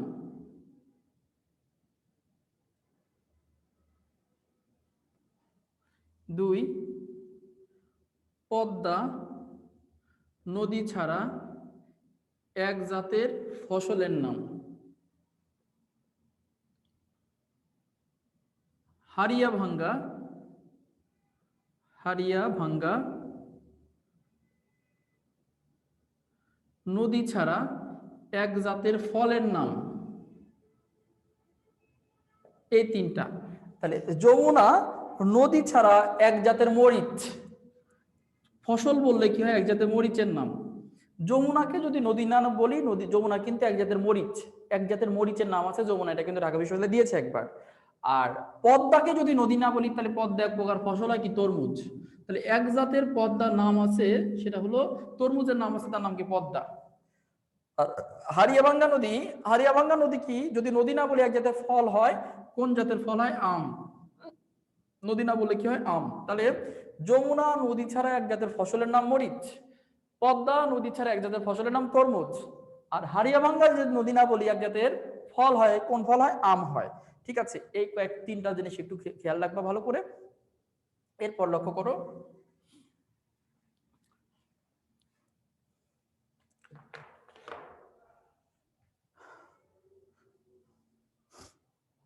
একটা আপডেট তথ্য লিখে রাখো তোমরা। দেখো, বাংলাদেশে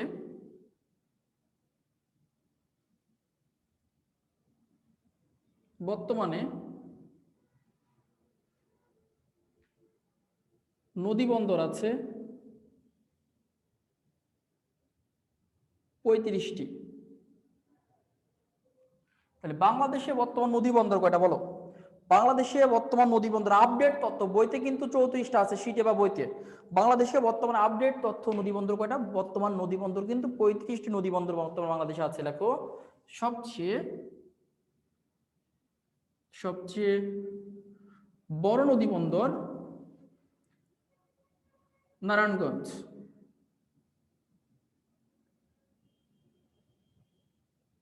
সবচেয়ে বড় নদী বন্দর কোনটা? নারায়ণগঞ্জ আছে সবচেয়ে বড় নদী বন্দর। এবার লেখো বাংলাদেশে স্থলবন্দর আছে 24টি বর্তমানে।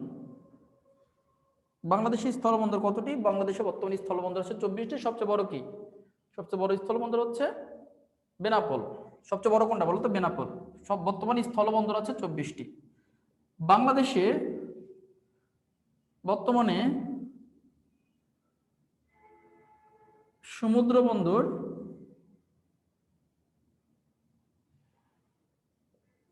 রয়েছে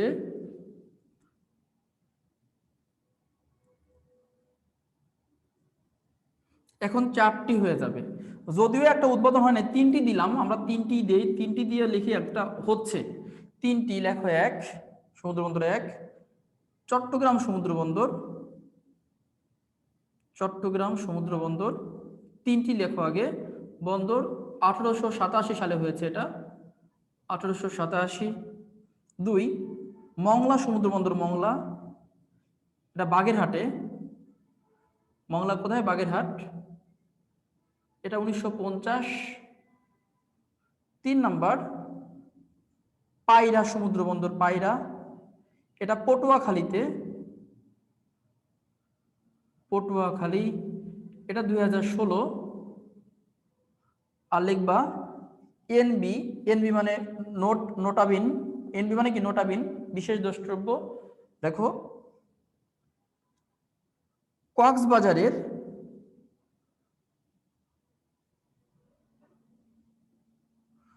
মাতার বাড়িতে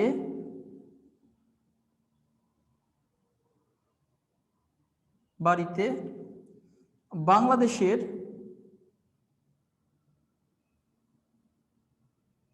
গভীর সমুদ্র বন্দর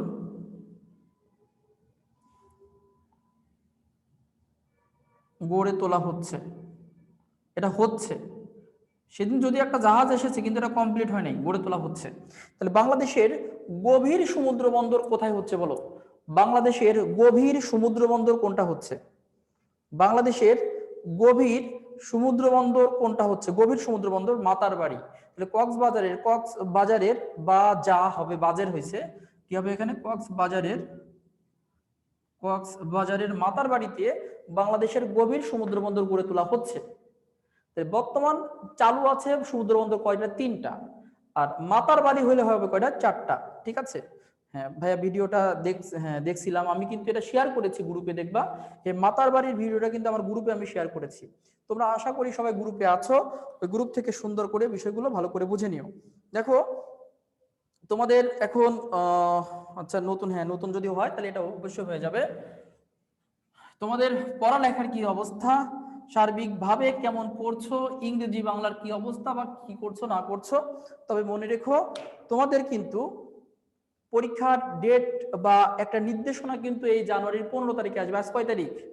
আজকে হলো 4 জানুয়ারি। আজকে কয় জানুয়ারি? আজকে হলো 4 জানুয়ারি। আজকে 4 জানুয়ারি, 15 তারিখে আর মাত্র 10-11 দিন পরে কিন্তু তোমাদের একটা হচ্ছে ঢাকা বিশ্ববিদ্যালয়ের ভিসি বলেছে 15 জানুয়ারি তোমাদের একটা পরীক্ষার সম্ভাব্য কি হবে না হবে, কবে হবে, একটা ডেট কিন্তু দিয়ে রাখবে। কাজেই সময় কিন্তু খুবই কম।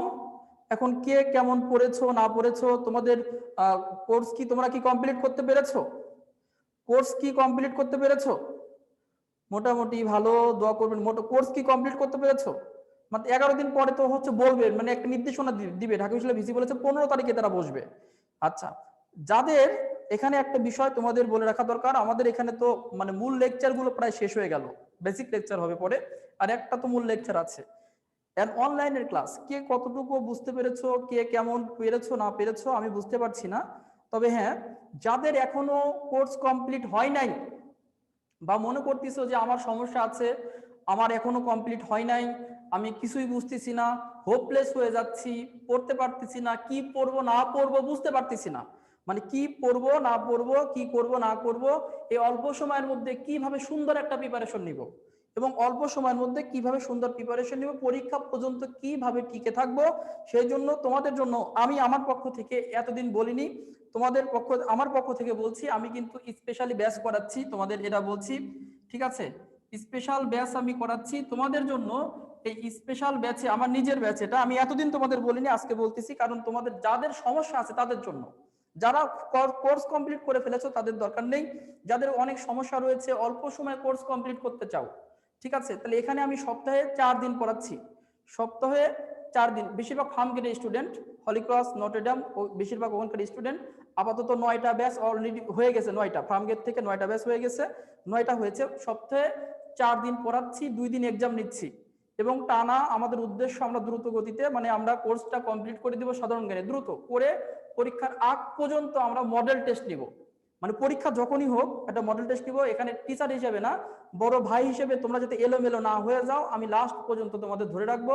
স্পেশাল ব্যাচ করাচ্ছি, প্রাইভেট ব্যাচ করাচ্ছি।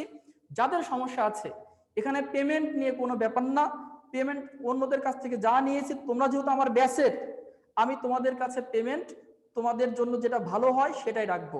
অন্যান্য কোচিং এর বা অন্যান্য ব্যাচের স্টুডেন্ট এসে যখন ভর্তি হয় তখন তাদের কাছ থেকে প্রফেশনালি ব্যবহার করি, কিন্তু তোমরা যেহেতু ব্যাচের, তোমাদের প্রতি ভালোবাসা রেখে বলছি, যাদের সমস্যা আছে, ব্যাচ শুরু হচ্ছে বুধবারে, আজকের মধ্যে এবং কালকের মধ্যে। যারা ভর্তি হবা তাদেরকে ভর্তি নিব, না হলে আর কিন্তু পরে সুযোগ নাই। আজ এবং কালকের মধ্যে যারা যোগাযোগ করবা অবশ্যই, হ্যাঁ অবশ্যই পেমেন্টের বিষয় বলেছি, আমি পেমেন্ট তোমাদের প্রতি জোরাজোরি করব না, তোমাদের সাথে কথা বলে, তোমরা যে করবা আমার সাথে কথা বলে, পেমেন্ট নিয়ে কোনো জোরাজোরি নেই তোমাদের সাথে, যেটা তোমাদের জন্য ভালো হয় তোমরা আমার ব্যাচের, আমি সেটাই করব। শুধু বললাম যাদের কমপ্লিট হয় নাই, যারা দ্রুত কমপ্লিট করতে চাও, এবার অনেক দ্বিধাদ্বন্দ্বের মধ্যে পড়ে যাবা, কি করব না করব।